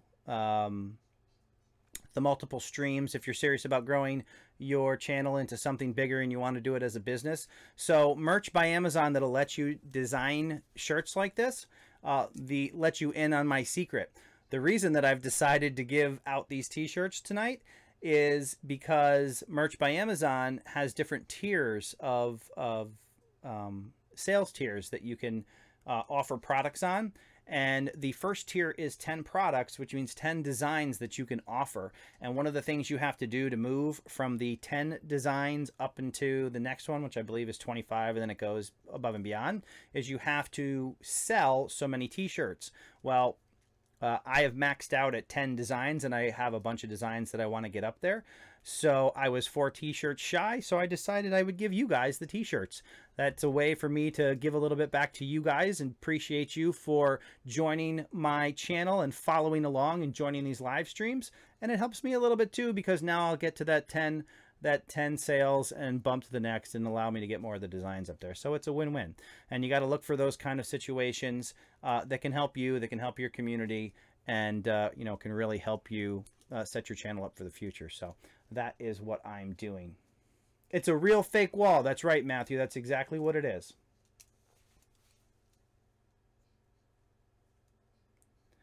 All right, so Tech and TV, I don't know if you are a member of the Facebook group, but if you are not, I will put, and I apologize if I talk to anybody who I've talked to with your real name and I don't recognize your channel name, but that is certainly a possibility. So here, head over to the, trying to find the chat here.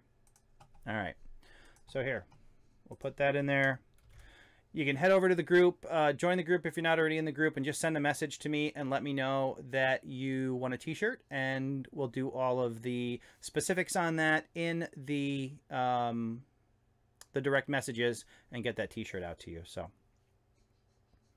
and I do have 2 more t-shirts to give out, and let's see. I feel like I'm cheesing out just doing random numbers, but it is what it is. Not a big deal. But there is, TubeBuddy does, among its many features, it does have a picker. There is random.org, I think, which is another way you can do, you know, pick winners. All right, yeah, just shoot me a message, Tekken, and let me know that you won, and we'll take care of you, and we will get you a t-shirt. Have you looked at it yet? Have you figured out which t-shirt that you wanted? All right. For a reminder, they're all there to take a look at. This one is not on there, so... and then also there's also a Creator Fundamentals logo one if that's something that you're interested in. That link is going to have all the non-branding t-shirts. So,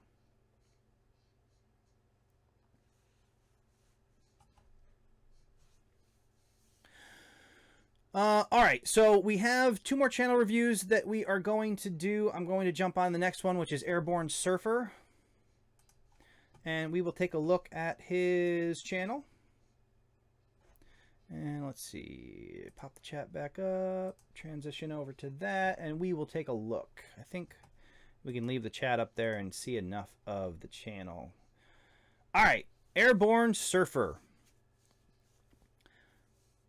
Which every time I see this word, I have to pause and reflect before I speak it out loud. Adventitious geekery and other distractions, how-tos, builds, reviews, shorts, retro fun. Now, if you're not familiar with his channel, but you like, you know, kind of how-to videos and just generally interesting. So I can't tell you that I had any specific interest in IKEA batteries, but this video that he did, basically comparing them to comparing the cheaper version to a more expensive version of rechargeable batteries. I think they were rechargeable. Was done extremely well. So if you have time, definitely check out his channel, and that's a good video to start on, because it's really impressive. He gets technical and shares you know, the tests he did to compare them. He also just put the video together in a really engaging way. So I definitely recommend checking out Airborne Surfer's channel. But for review purposes, we're going to take a look here. I am going to grab this. We will put this over here and let it churn while we take a look at the channel directly. All right. So, Airborne Surfer, you got your little logo guy over there, and here, I see it. You still have a couple older, so here's the thing. And this is kind of a quick tip for not having to redo your old thumbnails, but getting your branding on them. If you go into the TubeBuddy custom thumbnail option, and so you have a thumbnail like this that's older, you open up TubeBuddy, or you go into Video Manager and edit your video, and you click on the custom thumbnail button. One of the options is to choose an image for the background. And when you do that, the very first image, it gives you like some stock images, but the very first image in the list is your thumbnail. So what you can do is you can go in there, click image, bring it up, simply drop your little icon over your existing thumbnail, save it, and you're done, and you've now got your branding on your old thumbnails. So that's something that you could definitely do. It's super helpful. I've used it where I did a thumbnail and realized I forgot something that I wanted to add, and instead of having to compose the entire thumbnail again, because I do compose my thumbnails in TubeBuddy, you can simply choose that image option. It brings up your existing thumbnail, lets you drop an element or two on top of it and save it. So I would recommend that is something that you can do on your older videos if you want people to know they are from your channel. And then you got your horizontal playlists, which I like. I just think this is my personal preference on how everything's displayed. You got your descriptions on your playlists, which is also good.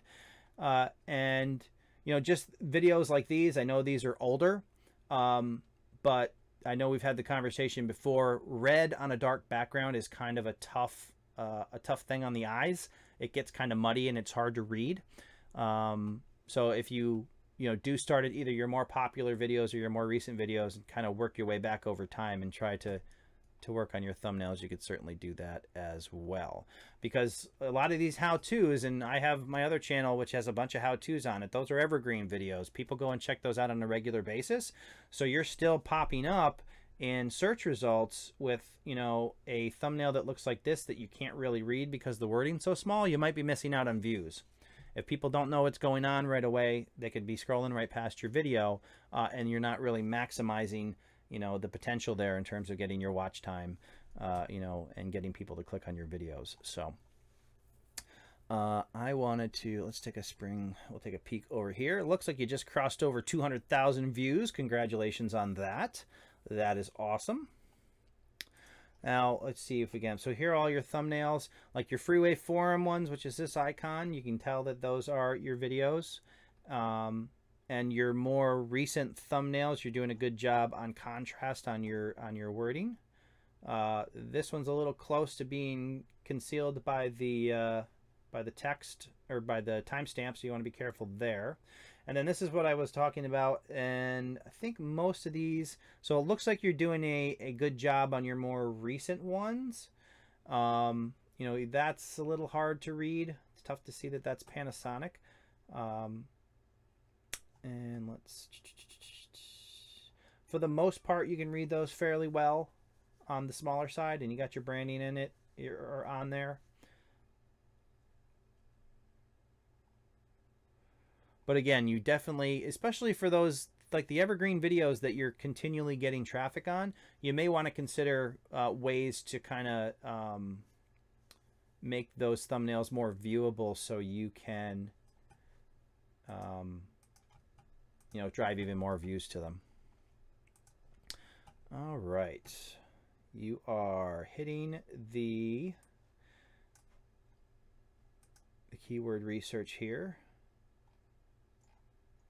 And I don't know to what extent you're using, the write ahead on YouTube to kind of find some keyword phrases that you can rank a little bit higher on, and you can kind of mix those. Like you have some good ones up here. Kjpargeter batteries, you're nailing these guys. Actually, that's a really nice video. This video, and I think this video performed above average for some of your other videos, but it's easy to see why when you watch it. It is a great video. But yeah, you got a ton of hits there.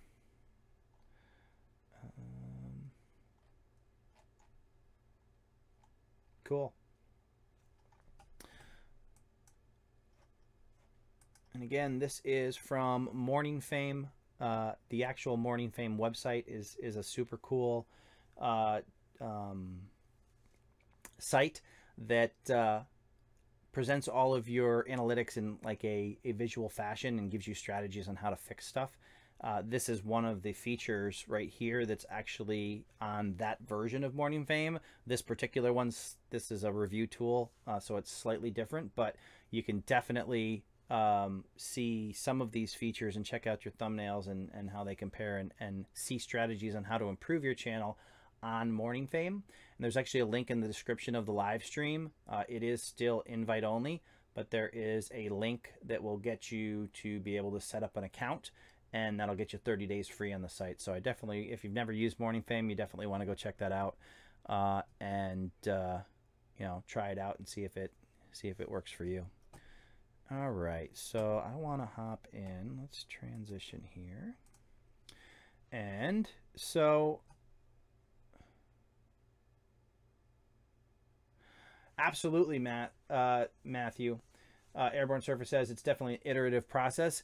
Each time, yes, it's a never-ending journey. You're always constantly trying to get a little bit better, make slight improvements, and you know, grow over time. That's why I said it's a marathon, not a sprint. You don't have to worry about being a perfectionist to begin. The important thing is that you're moving. You know, you didn't do something quite the way you wanted to on this video. Well, you can, you know, try to make that improvement on your next one. So.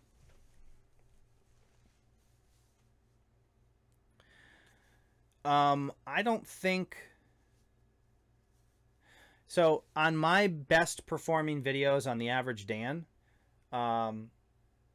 which are just my camper remodel series, like if you type in camper remodel, my video is the #1 hit on that.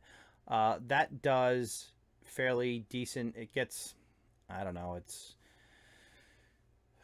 60 views a day or something like that. I've changed that thumbnail numerous times. I don't touch the metadata, but I have changed the thumbnail without affecting its progress. So it's up to you whether or not you want to do that. But it is certainly something that I've done without impacting the actual performance of it.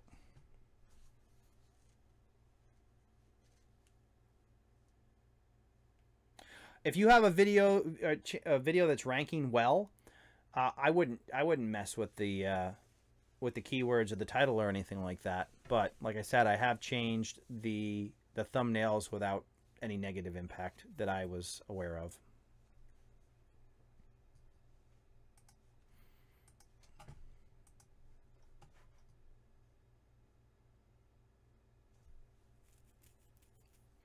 All right, Tekken TV.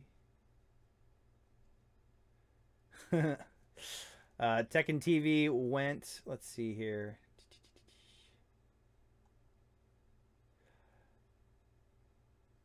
Tekken TV said she went with the not suitable for advertisers t-shirt.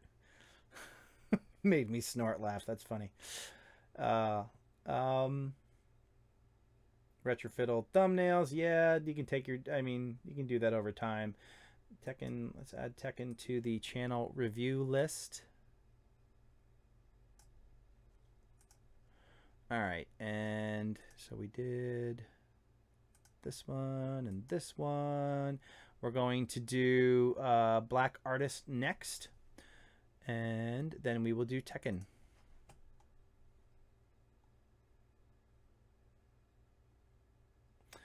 Tech Whiz Time said, I recently did an experiment with a ranked video and changing the tags does. Oh yeah, absolutely. So changing the tags will definitely change the ranking. I've actually changed tags. One of the things that I've tried on videos, so I come up with a bunch of tags, and you know, the video sits there for a certain period of time. And I've gone back and found that one keyword phrase that I hadn't intended on being the primary, it wasn't what I used as the title, was actually performing better than the one I tried to target. And I've gotten better at this, but these were some older videos. And what I actually did is I took the highest ranking keyword phrase and I changed the title of the video to match it, to make it even more relevant and get you know, try to drive traffic that way. But if you have successful videos that are churning traffic, I probably wouldn't touch the metadata. You know, I wouldn't change the title or keywords or description or anything like that, but I have not seen that any negative impact on changing the thumbnail in terms of like resetting the video so it doesn't get views anymore. That has not been my personal experience.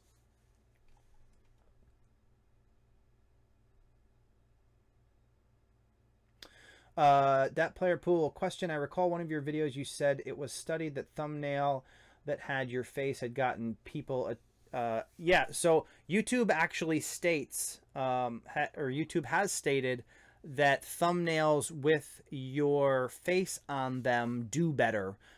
People find them more engaging and are more likely to click on them when your face is on your thumbnail, provided you're somebody who's part of your brand, who's in your videos. So yes, that is something that even YouTube has confirmed as being accurate.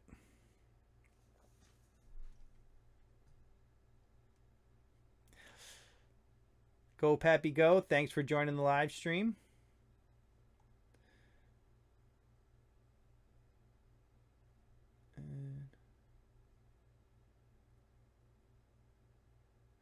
In your view, what would you look for in videos? Are you asking whether to... You want to make your videos... I mean, what people look for in videos is subjective. It's always going to be different, but you want to find ways... If you're doing video like gaming, you want to find a way to be different than everybody else. You know, a lot of people, a lot of gamers who do gaming channels because all they're really doing is recording while they play a game. They don't really do anything or put any effort into creating a channel. They're not trying to be engaging. They're simply recording the fact that they're playing a game. You know, so, and for that reason, it gives you a ton of opportunity to stand out. You come up with a way to be different, to mix in maybe some tutorials and those kind of things on the game, which you can set up with keyword phrasing and, you know, get views that way. And then maybe you can mix in some of those let's play type videos. But it's really important that you think about ways that you can actually you know, differentiate yourself from the other channels that are out there doing those kinds of things. God's Own Tech. I followed your advice and designed my thumbnails. Awesome. It dropped from rank from round 1 to 3 spots. Description was changed too, and yes, videos with a changed thumbnail did a bit better. Good to hear.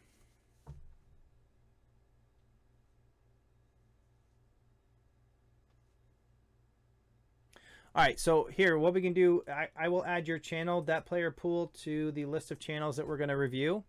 And then we'll jump into the next channel review, which is going to be Black Artist. And then we can, we'll get to your channel. I think you're like the 3rd one in line. So let us hop.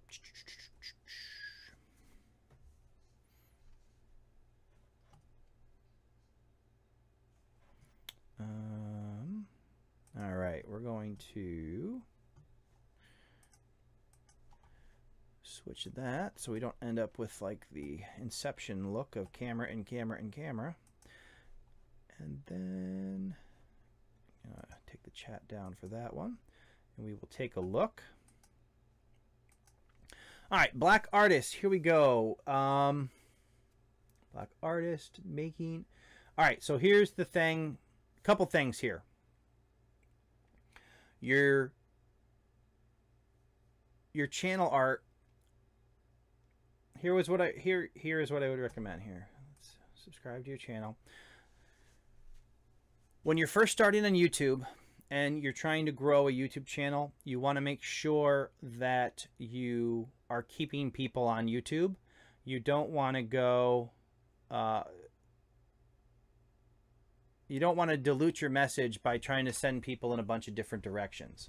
In this case, you have channel art that actually has a bunch of social media icons on it. You also have a bunch of links over here trying to send people to Patreon and Facebook and Twitter and Twitch and Discord. I would recommend, if you're trying to grow a channel, that you remove those links and you remove the social media from your channel art. And also, like, your channel art, it almost looks like it's designed to look like it's leaned back, like it's three-dimensional, but it's very difficult to read. So it says, making miracles and wishes happen, gaming vlogs stream. So what you can see here is that your Patreon thing that you've added is covering up your message on your channel art so people can't see what it says. And the graphics on your channel art kind of extend behind your channel icon, which makes them difficult to see. So I would probably consider you know, how you can redo this channel art to make it a little easier to read.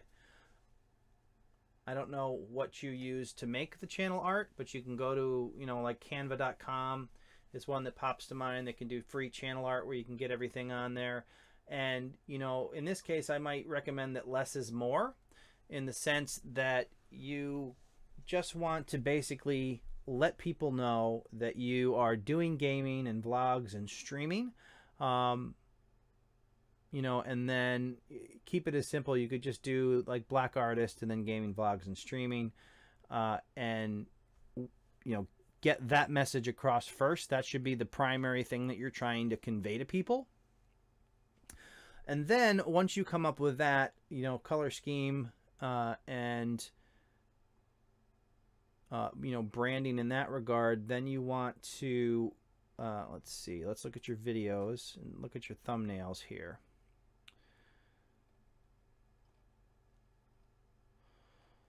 All right, so you have some different variety here. It does look like you are a focal point of your channel, so I would recommend getting your face on all of your thumbnails. And I mentioned I did a video about how to use GIMP, which is a free software that you can download to like cut your face out of the background here, and that might help you have a little more real estate to do something more engaging than just this Q&A stuff here. The way I like to look at thumbnails, the way I try to use thumbnails, is rather than repeating your title in your thumbnail, your thumbnail is designed to get people to stop scrolling or get them to slow down long enough to read your title. So your title is basically what conveys specifically what your video is about, and your thumbnail is something that is going to stand out in comparison to all the other thumbnails that are on YouTube and get somebody to take notice. So for that reason, you want high contrast. You want to make sure that your thumbnails are arranged and look different than all the other thumbnails for the types of videos that you're doing. And then you want them all to be consistent. You want everything to kind of work together. The other thing that you have on a lot of these are kind of dark colors that aren't really going to pop off the screen and get people to notice them in a list of other thumbnails, because there's a ton of options out there. So if you want to grow your channel, you want to make sure that yours stand out. So what I would recommend is, you know, find some ways to kind of simplify this, get your, you know, your name and what you're doing across up here. Try to make these all consistent to begin with. Like I said, maybe get a cutout of your face and use it on all your thumbnails for that branding and let people know it's from your channel. Let's see what you got going on for playlists. Looks like you got a bunch of different playlists here.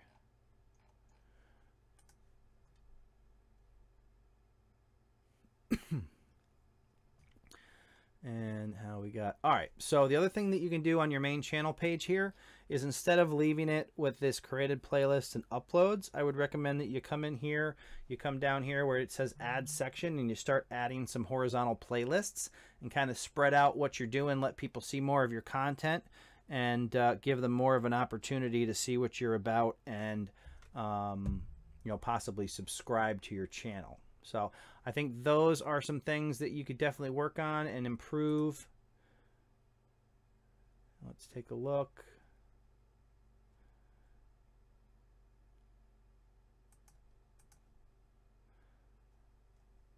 Yeah, so you definitely got, you're up over 1,000 views. Congrats on that. Now it's just a matter of kind of getting everything tweaked in and consistent across your branding. So it's easy to read. It tells people exactly what's going on, and it stands out from the crowd.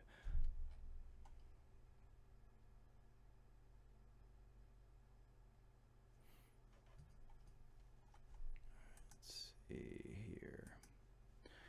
Take a quick look over here.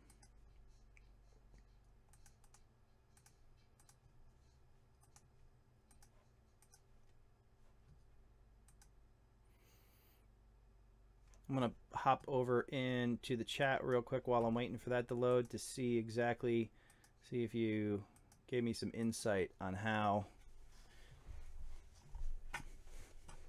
on where you made this channel art.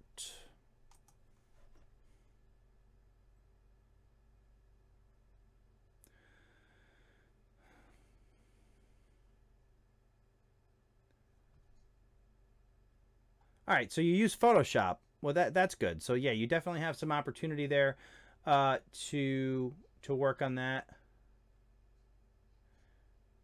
If you're going to use like black and gray, I would strongly suggest you try to mix in something with a little bit of contrast, maybe like white, to get things to pop.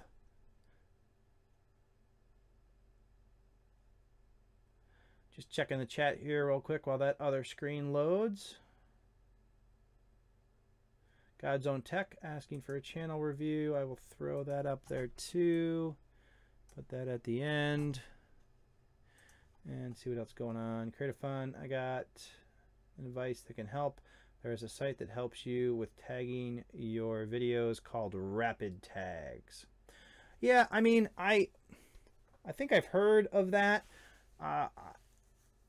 My thoughts, I mean, personally, I wouldn't use a site like that because I like to have control over exactly what I'm tagging and understand what each of the tags is all about. So, I mean, you can definitely try that and see how it performs for you, but I'm a little wary of those kind of sites that, you know, take that part away from you, so you're not learning how that whole tagging process works and what doesn't work. But yeah, that may be something that gets you, if you're not familiar with it, maybe it'll get you started, but I don't know enough about it to recommend it.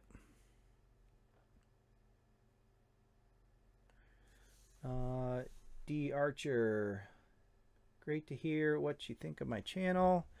I have old thumbnails I want to convert over to my current designs, so there's more consistency. Cool. Yeah, I can throw that up there. All right. Oops, stop. All righty. One question about making my channel art stand out.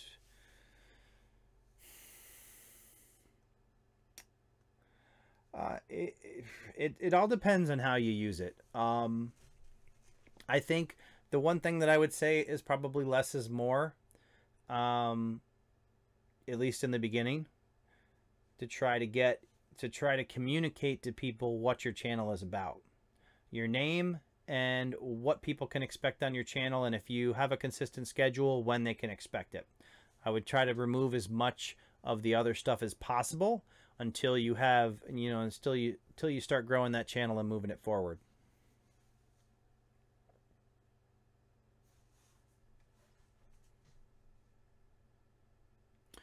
All right, so okay, let's just jump. So I'll see if this is all right. We're going to take a quick look at Black Artist channel and the MorningFame review tool. 1,000 views. Congrats again on that. Thumbnails. So this gives us a chance to look at all the thumbnails together. So you can see obviously that you you are in the majority of your thumbnails. So I would try to work with that and get your face cut out of this square. You know, use that on all your thumbnails as a way to you know, stand out and create your brand. This is how they look on the dark YouTube. And so here, and you can see like this hunter dream. You can see you can kind of make it out here, but when the thumbnails get small, when people are looking at them on mobile and everywhere else, they get really hard to read. So you want to find ways to keep that high contrast. You can do things like put, you know, if you're going to do white text, you can put like a black square, black bar behind it. You know, and just play around with ways to do that. I'm actually going to be doing, I have a thumbnail. I'm actually going to do a video on how I do my thumbnails with TubeBuddy. That will be coming out probably in the next week or so.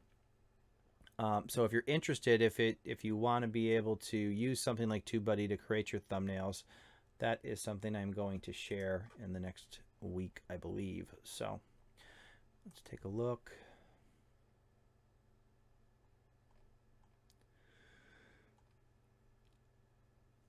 There's definitely room on these to do more keywords. I would definitely work in kind of expanding those out. And then I would try to find some keyword phrases that you might be able to rank in.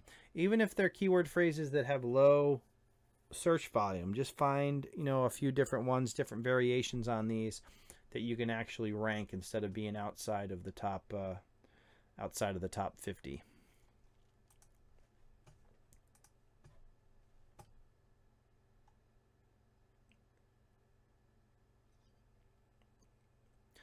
And again, like this screen, in determining what kind of videos to make based on how they've performed, this is actually something that's available in the actual MorningFame, the regular version of the MorningFame website.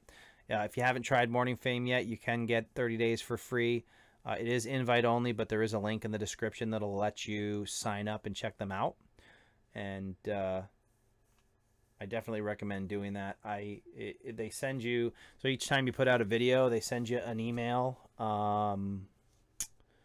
24 hours after that shows you how the video has performed in comparison to your other videos. And it also shows this thing at the bottom that shows how your thumbnail, it shows your thumbnail mixed in with some other thumbnails on videos that yours is appearing next to, and it really gives you a good idea of you know, how your thumbnails compare to the competition, to help you decide whether or not they are standing out or how you can make them stand out more. So all right, we're going to transition back. Okay. And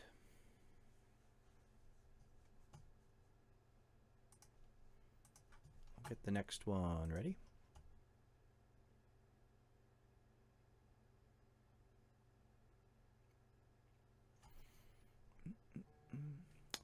Tech and TV says, what do you learn from analyzing channels? Are you asking what I learn or what the point is of doing channel reviews?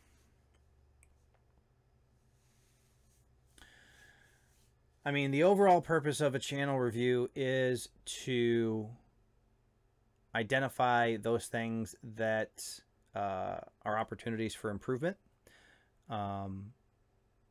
Looking at a lot of channels over and over again, I see that there's a lot of common things that people either don't realize they should be doing, or they don't know how to do, or, you know, just little things they can do to get those increased. You know, a lot of people will be like, hey, my channel's not growing. I don't know why. I'm making a bunch of content. And then you go to their channel and, you know, all their thumbnails are different, and, you know, their channel art doesn't tell anybody what their channel does. And it's all these little things that you put together that really help your channel grow. So it's easy to overlook some of them. And I think the channel reviews do a good job of kind of highlighting those and coming up with ways to fix them.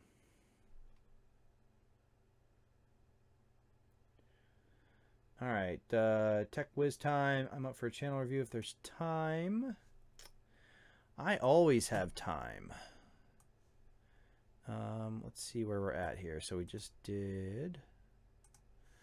All right, so the next one we are going to do is Tekken TV.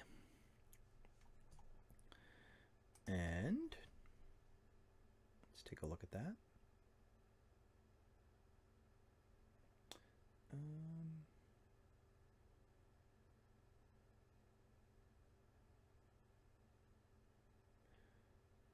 Yes, what you have learned and used for your own growth.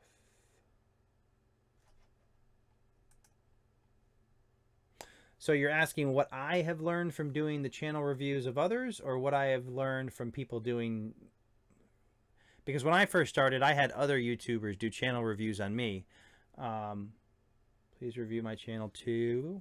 Okay, hang on a second here. Let's make sure I got everybody in the list, and then we'll take a look at Tekken.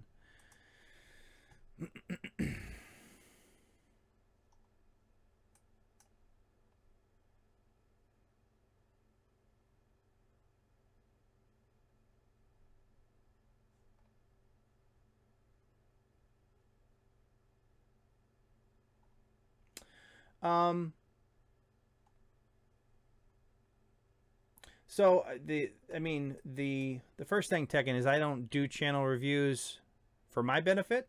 I do the channel reviews to help people just starting out with their channels. But that said, I do learn from them. Like I said, when you see certain things that a lot of people do over and over again, it brings to light issues that could benefit from more information on the topic, whether that's a video or whatever the case is. So yeah, I think they help everybody. Not to mention, even if you don't have your channel reviewed, watching somebody else's channel get reviewed, you'll notice if you watch enough of these, it's always the same types of things that people have room for improvement. Old Geezers Gaming in the house. Appreciate you coming by, checking out the live stream. All right, so right now we are 1, 2, 3, 4, 5. We have 5 channel reviews in queue and ready to go, and we are going to do... All right.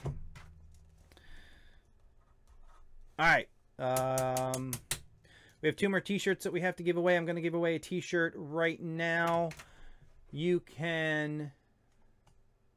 All right, so the first person to come up with a number between 1 and 25, you can only choose one answer. Type it now. If you get the right number, you will win a t-shirt. If you're don't know what t-shirt I'm talking about, I will give you a link to the t-shirts you can select from. And we'll put that in there. You can check those out. Tech Whiz Time. Tech Whiz Time, I think you were in here. Where are you from again?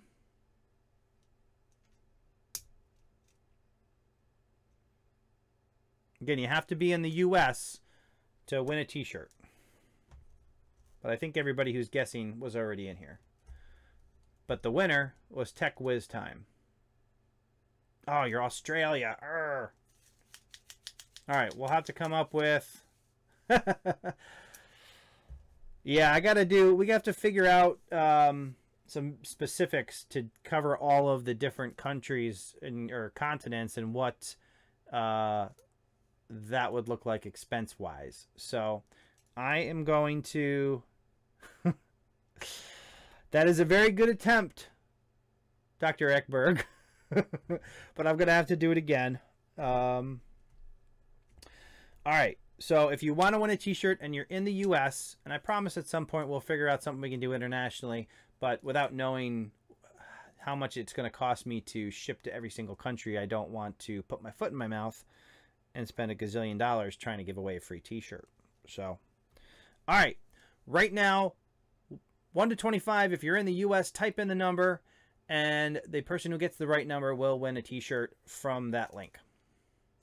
And again, the one t-shirt that is not in that, or actually there's 2. This is one of them. This is the Let's Get Started Creator Fundamentals t-shirt. You can win that one as well.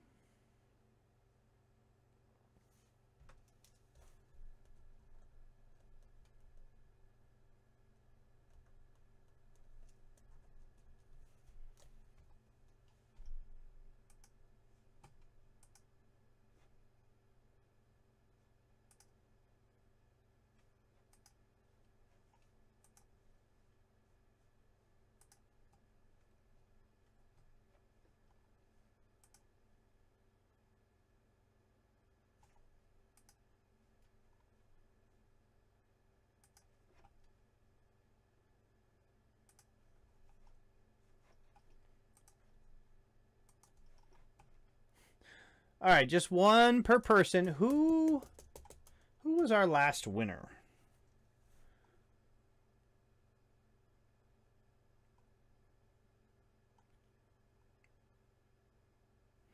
All right, so the correct number on that one.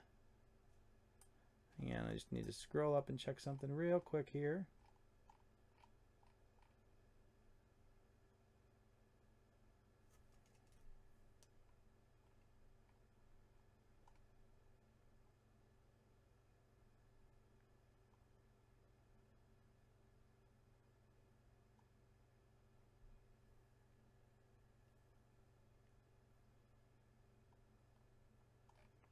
The correct number on that one was that player pool.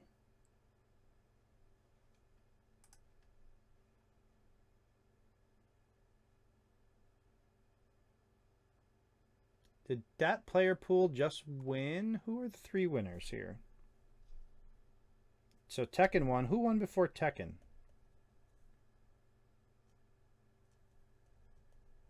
That's your first win, right? That player pool?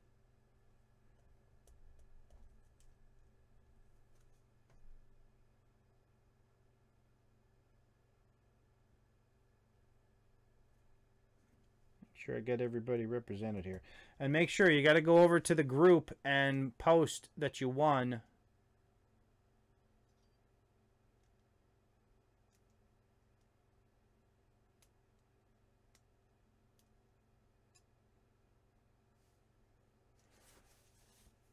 Right, so, okay, yep, so that was 3, right? Yep, just here for the comments, Tekken and that player pool are the 3 winners so far, and I have one more t-shirt to give away. All right. Thank you, Doug. All right, let's get...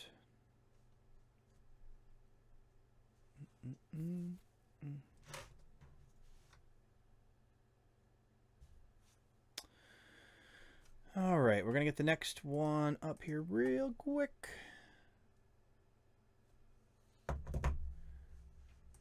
All right, so Tekken is the next channel review, so let me pop that up on the screen and we will take a look.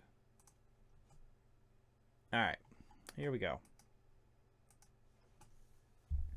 All right, so Tekken TV, Life at Level 55, live streaming Tuesday, Wednesday, and Thursday, and Saturday and Sunday. Holy cannoli. That is a lot of live streaming. Please subscribe and hit the notify bell. All right, so here's what I would say. Have you...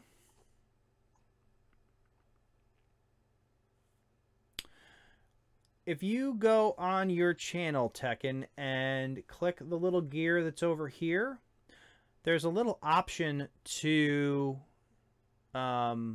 customize your channel page. Have you turned that on? I would recommend clicking on that and turning that on. That's going to give you a lot more options with what you can do on this screen. But the first thing that jumps out on this is it looks like your channel art has some level of gameplay, but it's kind of so squished in there you can't really tell. I would recommend actually adding some text to this channel art that explains who you are and what this channel does. In this particular view, because you don't have the customizable home screen on, you see some of your about section right here, but I would definitely recommend getting, maybe your name and, a subline that says exactly what you do on your channel. I see down here in your actual thumbnails, let's go into uploads here, try to see everything listed out. You're doing Sims.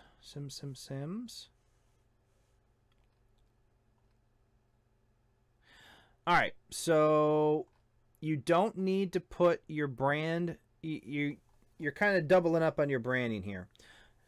This little icon is enough of your branding. You don't need to do Tekken TV and your icon. So I would probably lose the Tekken TV from all of these.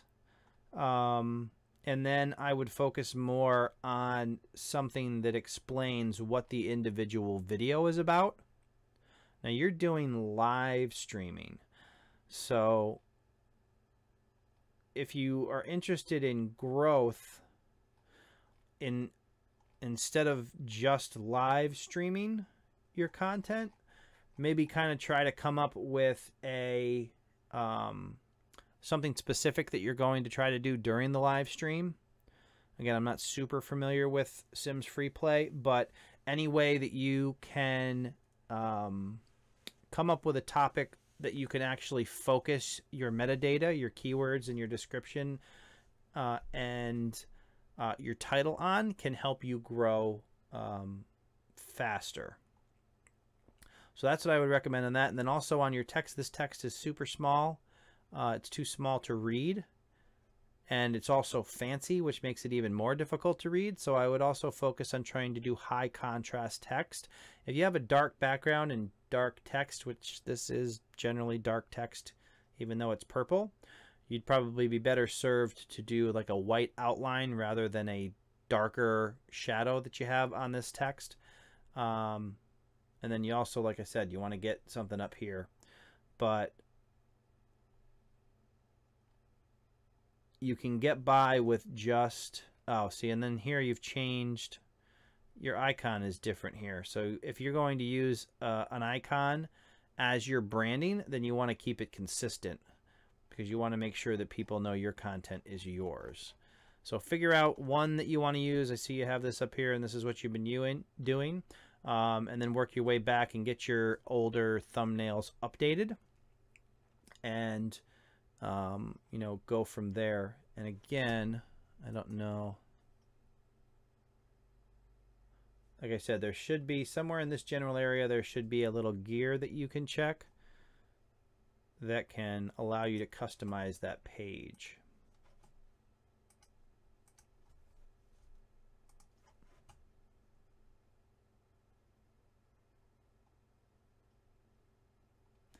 All right, just looking here.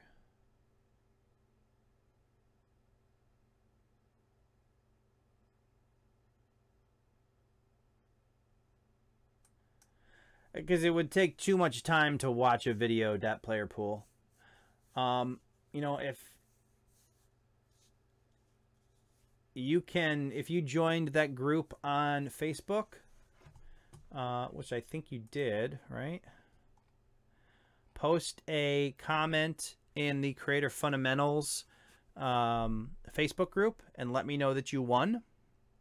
And then I will set up a direct message with you, and we'll get the specifics to send that shirt out to you.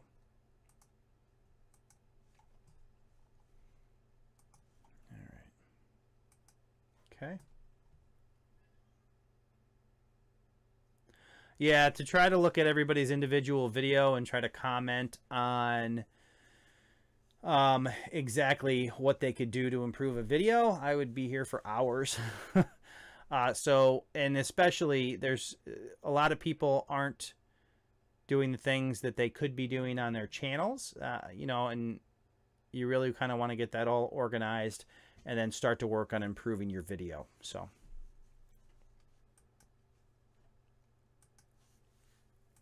Alrighty. And okay. Going to hop to the next channel, keep this moving. The next one is Dat Player Pool.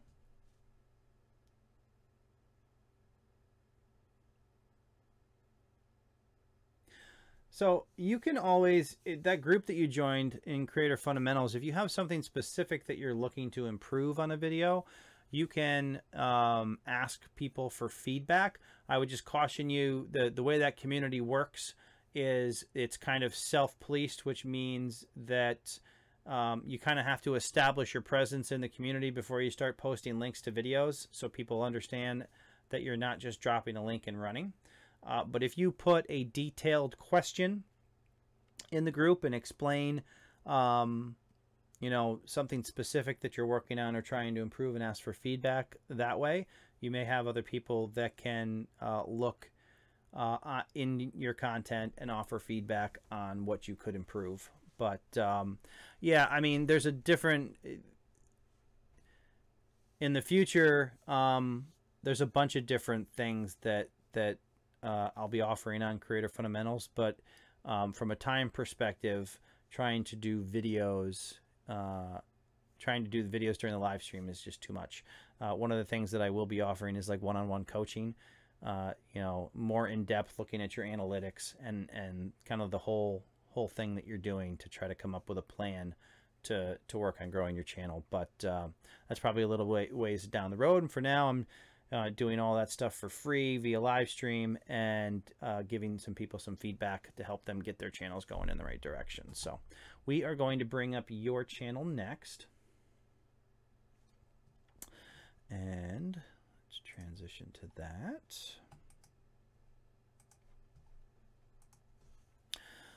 Dat player pool. All right, so judging by your channel art, it seems like it's almost a play on Deadpool. And then looking at some of your thumbnails down here, I can see that seems to be the case as well. What I would say, and this is similar to what I've said to others, is that you cannot tell what your channel is about based on your channel art. There's nothing there that explains to people what they should expect. You know, some people may see that it looks like Deadpool, but is it, you know, they're above and beyond it having a relationship to Deadpool? We don't know what your content is about. You know, here I can see you got Super Mario, countdown to Super Mario. Let's see, do you have an about section that explains? Game sketches and lots of chimichangas. Enjoy. All right, so I would, you know, if you want to do, you know, if you want that to be part of your branding, you know, game sketches and lots of chimichangas as your message, or just games and sketches, but you really want to communicate to people what you are actually about in your channel art. Because people are going to come, if people see one of your videos and they like it, their next step is to come to your channel, and then they're going to try to look around and see what you are doing content-wise and whether they want to keep watching.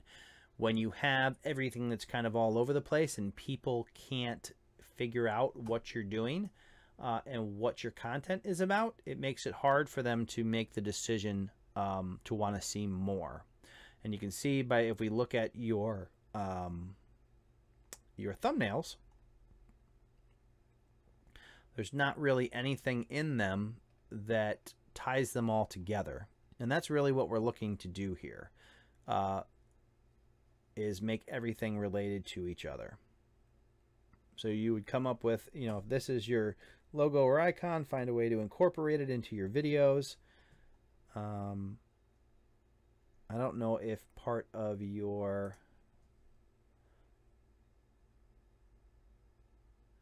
if you are actually in your videos dressed as Deadpool.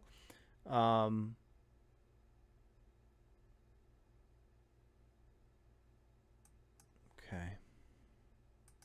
But yeah, you really kind of have to expand on what you're trying to do and how that, you know, relates to Deadpool, of course, without getting in trouble for copyrighted content and that sort of thing. So I would suggest trying to come up with a consistent theme for your thumbnails, get everything to tie together, and go from there. All right. But yeah, the biggest thing to consider is when somebody comes to your channel, you know, you obviously know what your channel is about or what you're trying to do. Somebody who's never seen it before, you need to convey that to them in the shortest amount of time possible. Like, hey, here's a channel. What's it about? It needs to be in your face and obvious and as, you know, to the point as possible to help them decide that they should subscribe to your channel.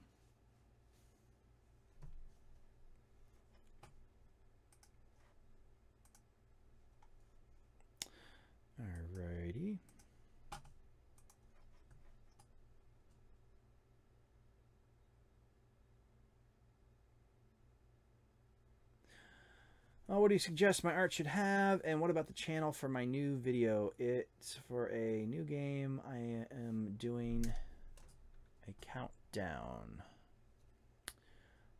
Hang on just a sec. Let me look. Your newest video. Countdown to Super Mario Odyssey.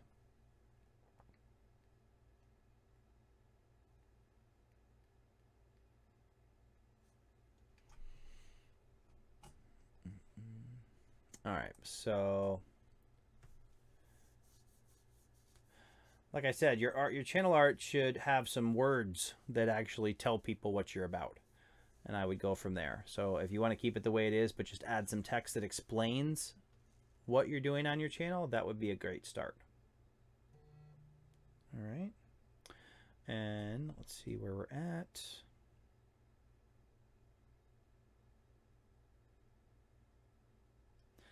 All right, so we did that player pool. The next channel up is God's Own Tech. And let's, in the words of Philip DeFranco, let's just jump into it. All right. Oops, that's not the, let's see here. I don't want to create the inception effect of me and me. There we go. Transition. That's a better. Okay. So God's Own Tech. So, and again, that player pool, this is kind of what I was talking about, where you have the subline at the bottom that basically explains what you're all about. God's Own Tech, latest technology news, app reviews, gadget reviews. You have good contrast here. It's easy to read, and it explains clearly what the channel is about. All right. And I feel like I've looked at this channel before, so I want to jump into the thumbnails here. Okay, good. You got your face in the thumbnails, which is good. So on your recent ones, I would, and again, I don't know if I mean, just one note, it makes it a little bit harder between these two images just because of the angle and the coloring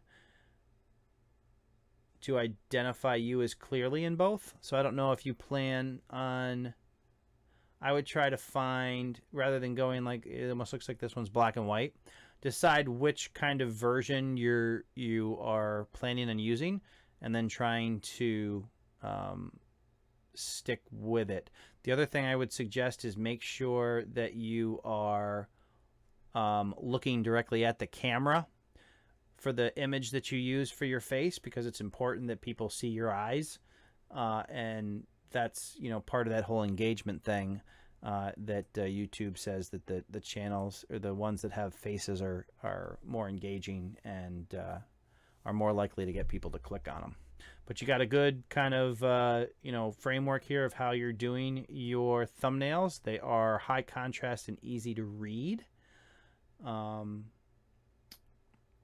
So that is good. You have some older ones that are kind of doing different stuff. And I think, yeah, okay, I remember some of this other stuff that you were doing. But yeah, this is definitely a good improvement over your older thumbnails, getting everything tied together. You got a consistent kind of design there. You know, I might even, just looking at what you're doing up here and down here, it would be kind of cool if you took that pattern and used it as your background on your stuff there. Then the only thing I would be concerned with, and let me just double check and see how that looks, because my concern is always some of those darker colors when they get smaller, but we'll see if that's an issue here.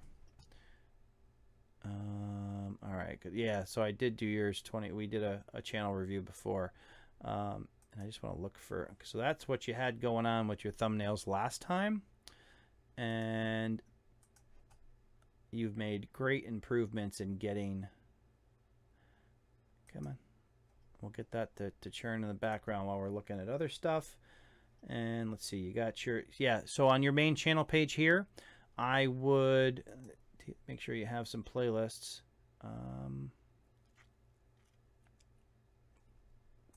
I would replace your uploads and popular uploads with playlists that you've actually created. I would get descriptions in them that explain what the playlist is about, and over time try to get them as many playlists spread out here as possible to show people your content. And let's take a look at your About section.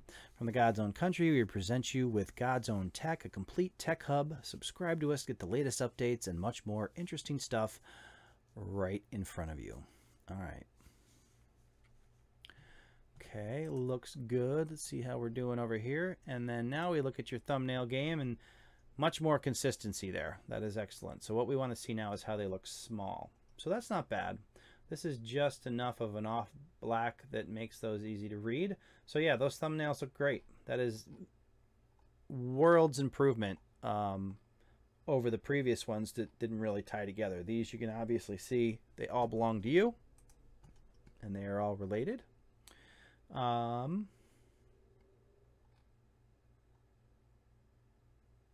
This is a good one with some ranking ones. I'm curious if on this one, if you did actual keyword research to kind of get them targeted and ranked, you might be able to find some things you can rank on a little bit better going forward.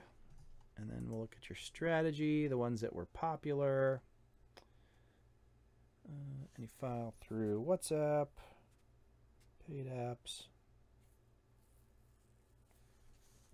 That just shows you what you can focus on in terms of the type of content that were the most successful on your channel. So yeah, definitely a big improvement on the thumbnails. That looks great. And your header's super easy to read. So yeah, other than those few minor things, you are doing pretty good. Everything looks, let's see. Yeah, so yeah, just as you get more content, expand your horizontal playlists, and switch up these from the defaults to actually playlists that you've created that you can put descriptions in and go that route. But otherwise, yeah, definitely a ton of progress.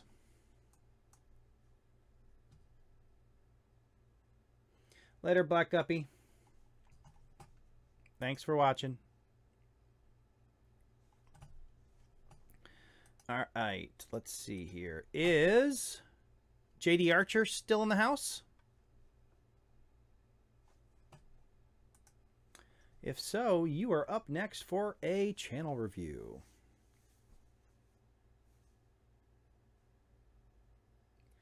Dan, forgive me. Can you repeat the answer you gave me to my questions?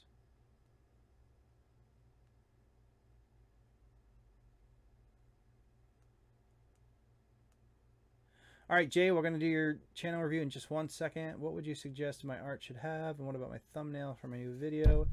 Oops, it's a new game.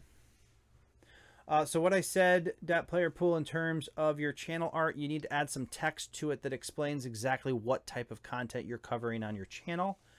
And then you just need to come up with a way to create some consistent branding that you can pull into your thumbnails. And then, just be cautious about the,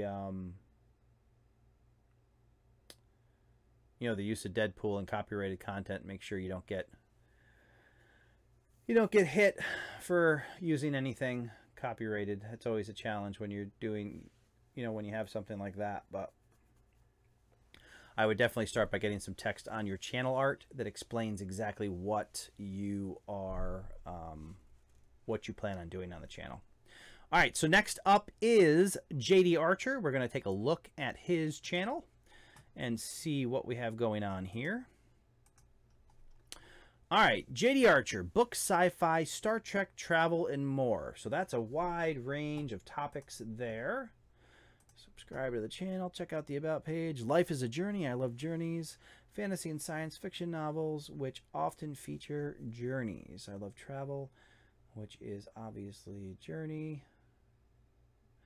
Put them together and you have a channel. All right, so a lot about journeys in the description.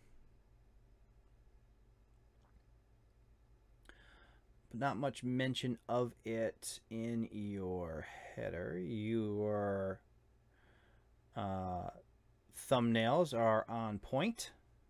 You have, looks like you're doing multicolored thumbnails based on playlists. That is a very common and good strategy, while also making sure that they are all easily identifiable as yours. So they all look great. You got high contrast text. Everything looks relatively easy to read. I'd be a little bit cautious here on the size of the text that you're adding on your thumbnails. The review thing down here tends to get a little bit muddy, and you can't, I mean, me personally, it's hard to read that. I assume it's Star Trek Discovery by the title, but one of the things that, to keep in mind is you don't need to repeat everything. So I might be inclined, like you basically repeated the entire title on your thumbnail here. Star Trek Discovery and then Battle at the Binary Stars. Again, you just want your thumbnail to catch people's attention and get them to slow down long enough to read your title versus rather than trying to convey the entire content of your video in the thumbnail. You know, so think about either if there was maybe something specific in this. I don't know if that is a, okay, so Star Trek Discovery. You know, some way that you can make a reference to Star Trek Discovery that will stop people and make them intrigued or want to learn more, rather than putting the entire title on the thumbnail. But your thumbnails look great. You're in them. They are easy to identify as yours, so that is good. And then, now I'm curious. Okay, so I see them down here. All right. So I do see the different color thumbnail, or the different color thumbnails, which I immediately thought was in relation to different playlists. But then you have playlists organized with a bunch of different color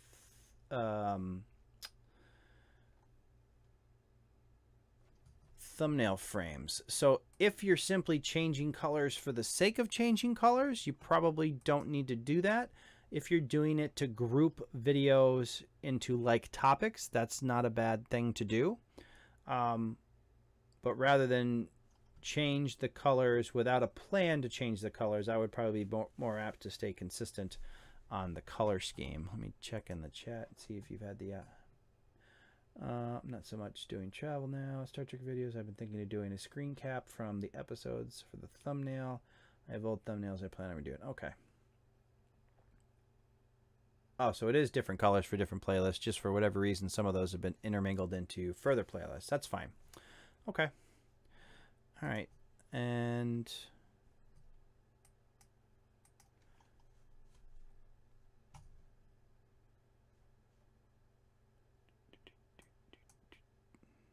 okay. That is all right. So you have your older stuff there. Okay. So yeah, definitely based on what you're doing now. Like you said, if you're not doing a lot of travel, I would probably, you did make reference to Journey. If that's something that you try to tie into your theme, you could certainly consider kind of mixing that into your channel art as well. You know, maybe dropping the travel if you don't plan on doing that, and trying to get more a more focused topic if your goal is to try to grow faster. Otherwise, you can just make content that you enjoy making, and then that's fine too. It just the width of your topics, you know, plays into the actual speed at which you grow. So if you're comfortable at your current rate, then that's fine. You can cover as many topics as you want. But yeah, your thumbnails are nice and identifiable and easy to read, and definitely works. And I will try not to display the live stream on the live stream again. Yeah, Jay, and that's a good, you said you're thinking of focusing more on the geeky aspect, and that is a great, I'm sure there's a large audience for that type of content, and you can kind of focus on that and, you know, go that route, and that could be successful for you.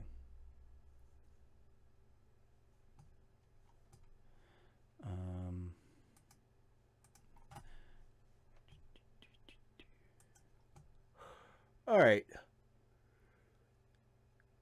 think we are down to Tech Whiz time.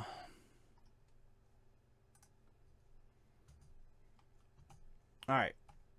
I want to check out this channel. Okay. No problem, Jay. Thanks for watching the live stream. All right. So let's check out Tech Whiz time. Now this is a channel here. Let's see. Tech Whiz time. New videos every Tuesday and Friday, 2 p.m. Eastern. Imagine, learn, create. Find me on Facebook, Twitter, Instagram, Google. All right, so this is all easy to read, clear to understand. Imagine, learn, and create. It's obviously a much larger channel at 15,000 subscribers, and I would imagine it is doing quite a few views. 1.65 million. Looking good. 145,000 views in the last 30 days. Fantastic. And now look at these thumbnails. So these thumbnails are easily identifiable as related. This is obviously a tech review type channel, and he has chosen to take photographs of the items that he's reviewing in a similar background, so it creates that red backdrop. He's got his little gear here for branding. It's very the one thing that I do notice, or the one thing that I would note on this, is that while he has that little gear that is going to be identifiable probably to his audience, there's no, I don't really see a relationship of that gear to his channel art. So that is certainly something to consider. You know, but let's see how long this channel's been around. So this channel's been around for 3 years, so it is obviously doing well in that time. I'm curious if,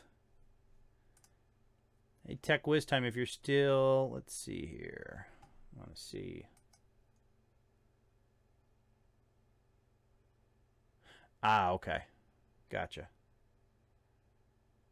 So now has the gear behind the logo. Cool, sweet. That makes sense. Did you have a did you start on YouTube and expand to other social media, or did you start on other social media and come to YouTube?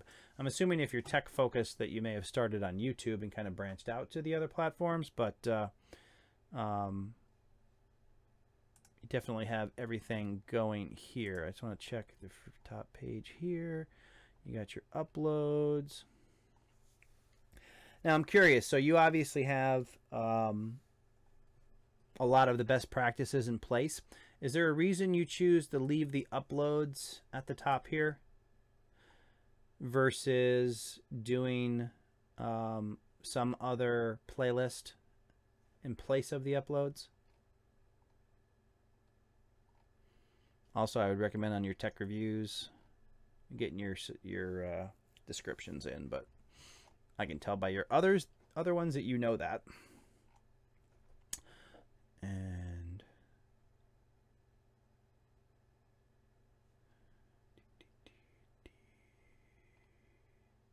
new videos every Tuesday and Friday. Videos 1 day, 4 day, 4 day, 1 week, 2 week. Awesome. So I want to bring your channel up on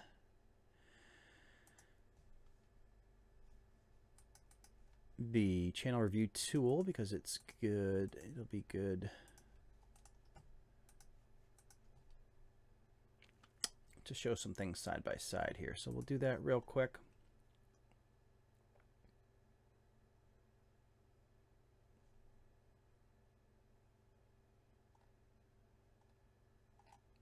Were you at Vid Summit?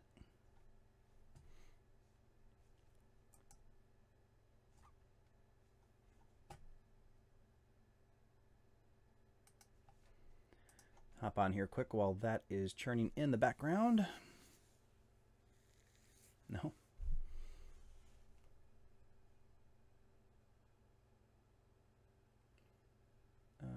Just school. Well, hello from or to Algeria. Wow. 4:44 a.m. All right, so here I want to transition and take a look at your channel.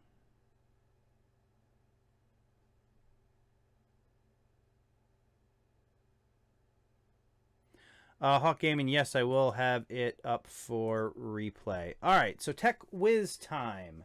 Very consistent on the upload schedule. Looks like 3 p.m. Tuesday and Friday. I am imagining that is pretty consistent with the schedule that he is communicating on his channel art. So that is fantastic. And he is absolutely being consistent. Oh, don't want to do that again. Consistent. So his audience knows exactly when to expect content from him. And he has been staying true to that. So that is excellent. So here, this is a great example. These are very nice thumbnails. And they are super consistent and allow everybody who knows his channel or wants to find more of his channel that these are his and easy to find. So those are very sharp looking thumbnails. I love the red background. Also, so did you recently decide, I know that some of the larger channel, I know like Tim Schmoyer, for example, on his channel is kind of a less text or no text kind of guy. I noticed in your last couple thumbnails you've chosen to do no text, and I'm curious how that has worked for you.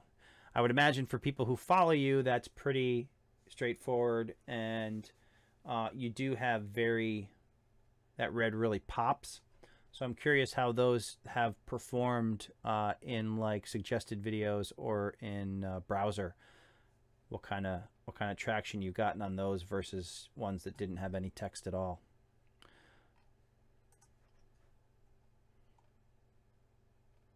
And look at that. That is hitting keyword searches like a champ.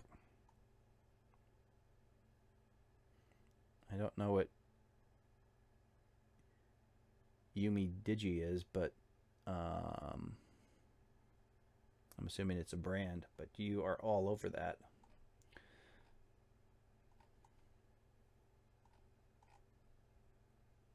Same thing, definitely targeting specific product keywords here. Excellent. And of course, your most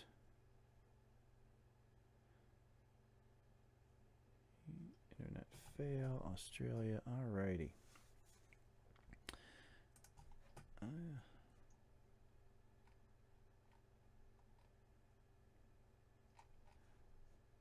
Check out.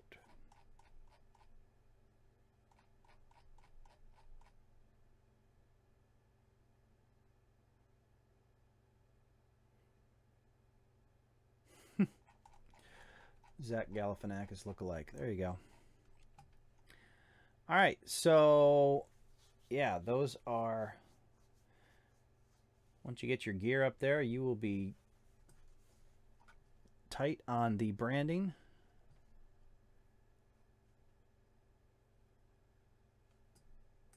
Let me see, I want to jump in the chat and see what your thoughts were on the, all right.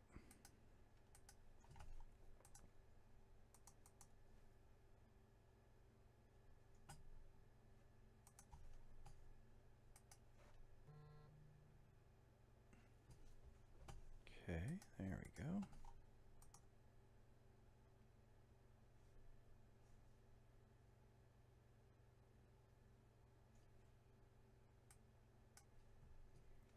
That was interesting. All right.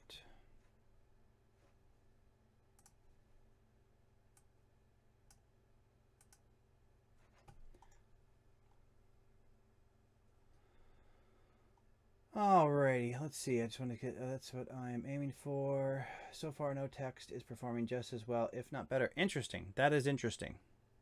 That's what I figured. And I'm curious because I wonder how that would play in other niches, because obviously you have a sharp-looking thumbnail and you have the obviously the products that you're doing, the reviews and the tech reviews, which I imagine people are specifically looking for to get your video. I do see your comment, Dat Player Pool. I'll check it out in just a second. That's what I figured for the channel banner. Yeah, that would be excellent. So, Yeah, you definitely got everything squared away. That's a sharp looking channel. Congrats on that. I know that looks like it's a ton of work. All right, so Dat Player Pool, Dan. So my art is the only thing I need to change, plus my thumbnails make it better. You basically want to, I mean, you got to get your branding all together on the same page, and allow people to know exactly what your channel is about. So I wouldn't say it's the only thing. It's a very important thing that all your thumbnails and your channel art and your icon are all consistent, and they all work together to explain what your channel is about, what you know, what you're trying to do, and why people should subscribe to your channel. So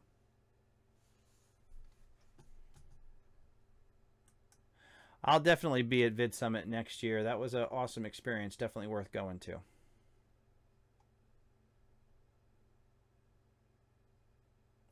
Will you have a replay of this going? Yes, I answered that. Take a look, and we did. That was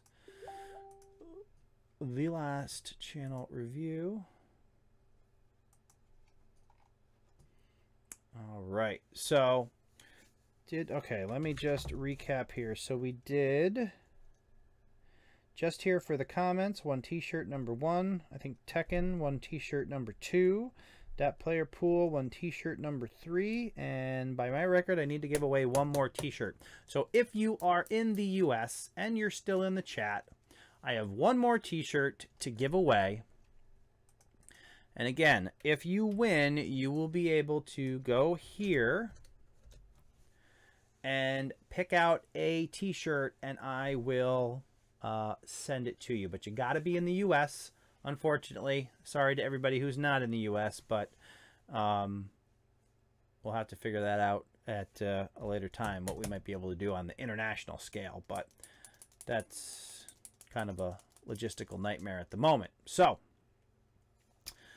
there are, let's see, if you are still in the chat and you are in the US, let me know right now. Just type US and we'll see how many people are actually here from the US.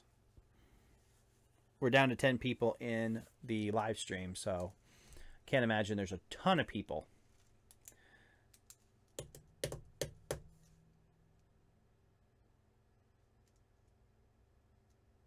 Dr. Sten Ekberg is here from the U.S. Old Geezers Gaming is in the house from the U.S.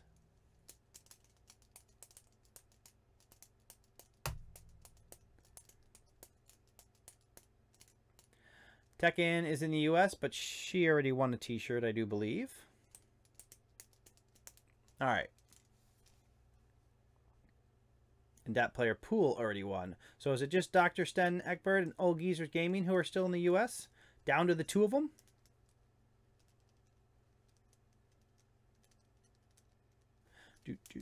Alrighty.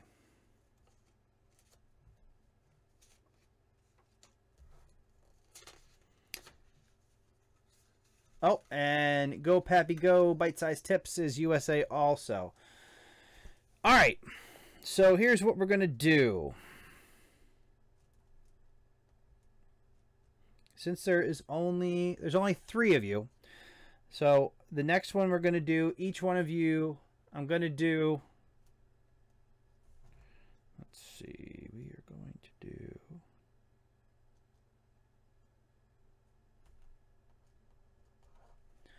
so we're going to do just the same way because it's just easy that way. Numbers from 1 to 25, each of you pick 1 number, and if none of you get it, then we'll have you all pick again. So for right now, each of you pick 1 number between 1 and 25 to see who will win a fantastic t-shirt from Creator Fundamentals.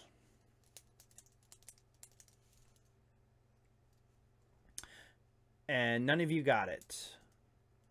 So each of you pick another number. And stop picking numbers, Dat Player Pool. You're not eligible.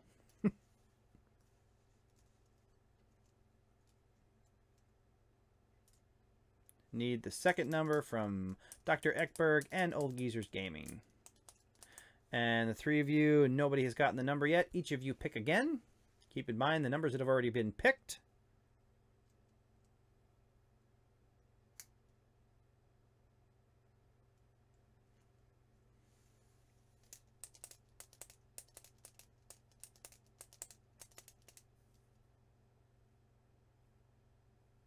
All right, so given the fact that there are delays, now we got people picking more numbers than they should.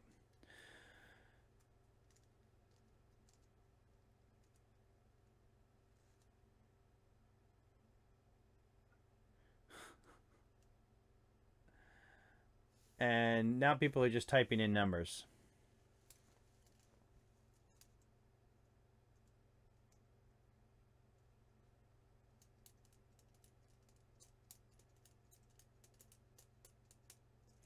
All right, so here's the deal.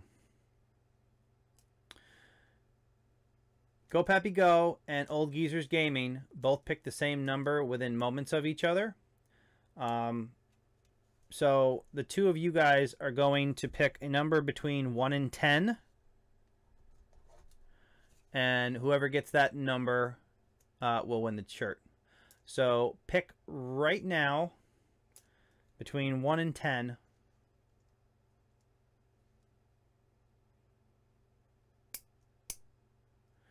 All right, and Old Geezers Gaming picked the right number, which was 7. You win a t-shirt. So you can do, I put that link there with the t-shirts on it. You can also do, and again, this one's not in the links, but this is the Let's Get Started Creator Fundamentals t-shirt. You can pick that one. There is also another shirt that is just Creator Fundamentals logo. Or you can pick one of the creator tees in that link that I provided you. So just let me know. Obviously, you know how to get a hold of me. You can direct message me on Facebook and let me know your size, which t-shirt you want, and where you want me to mail it. All right, guys, I think we are going to wrap it up for the evening. Again, if you're not using TubeBuddy, there's a link below to get yourself set up with TubeBuddy. There's a free account, so I would definitely recommend there. You definitely no reason why you shouldn't have the free one. If you do want to try one of the paid options, there is a 20% off code down there. You just use DansBuddy to get that. Also, there's a link to MorningFame, which you can use to get into the invite-only 30-day free trial to check that out, see if that's something for you. But hey, LT Outdoors, yep. Wrapping it up for this evening. I appreciate all you guys coming in and spending some time on the live stream. It's been a blast as always. Dat Pool Player asked, are you doing this again soon? At some point, I am going to start making these a weekly live stream, and I'm curious if you guys would be interested in me doing a weekly live stream, or do you think that's too often? Let me know in the comments. I'd love to know what you think about that. Not sure if, weekly is a bit of overkill, but if it's something that you guys want to do on a weekly basis, I'm definitely down from hanging out once a week with you guys and, going through channel reviews and covering topics and doing all that cool stuff.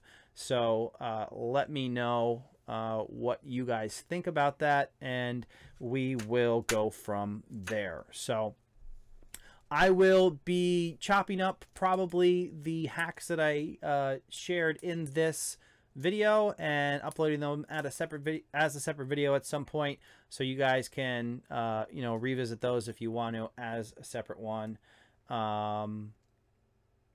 That player pool, I think it's give it like bi-weekly. Yeah, my original thought was I wasn't going to go weekly live streams until I hit 1,000 subscribers, but we will see. I may do the next live stream at 500 subscribers. We'll see how it all plays out and how it goes. But awesome that you guys have all come and hung out with me tonight. It's been fun. It is now midnight on the East Coast. I am going to call it an evening. And Old Geezer Gaming, thanks for tweeting my chopped video.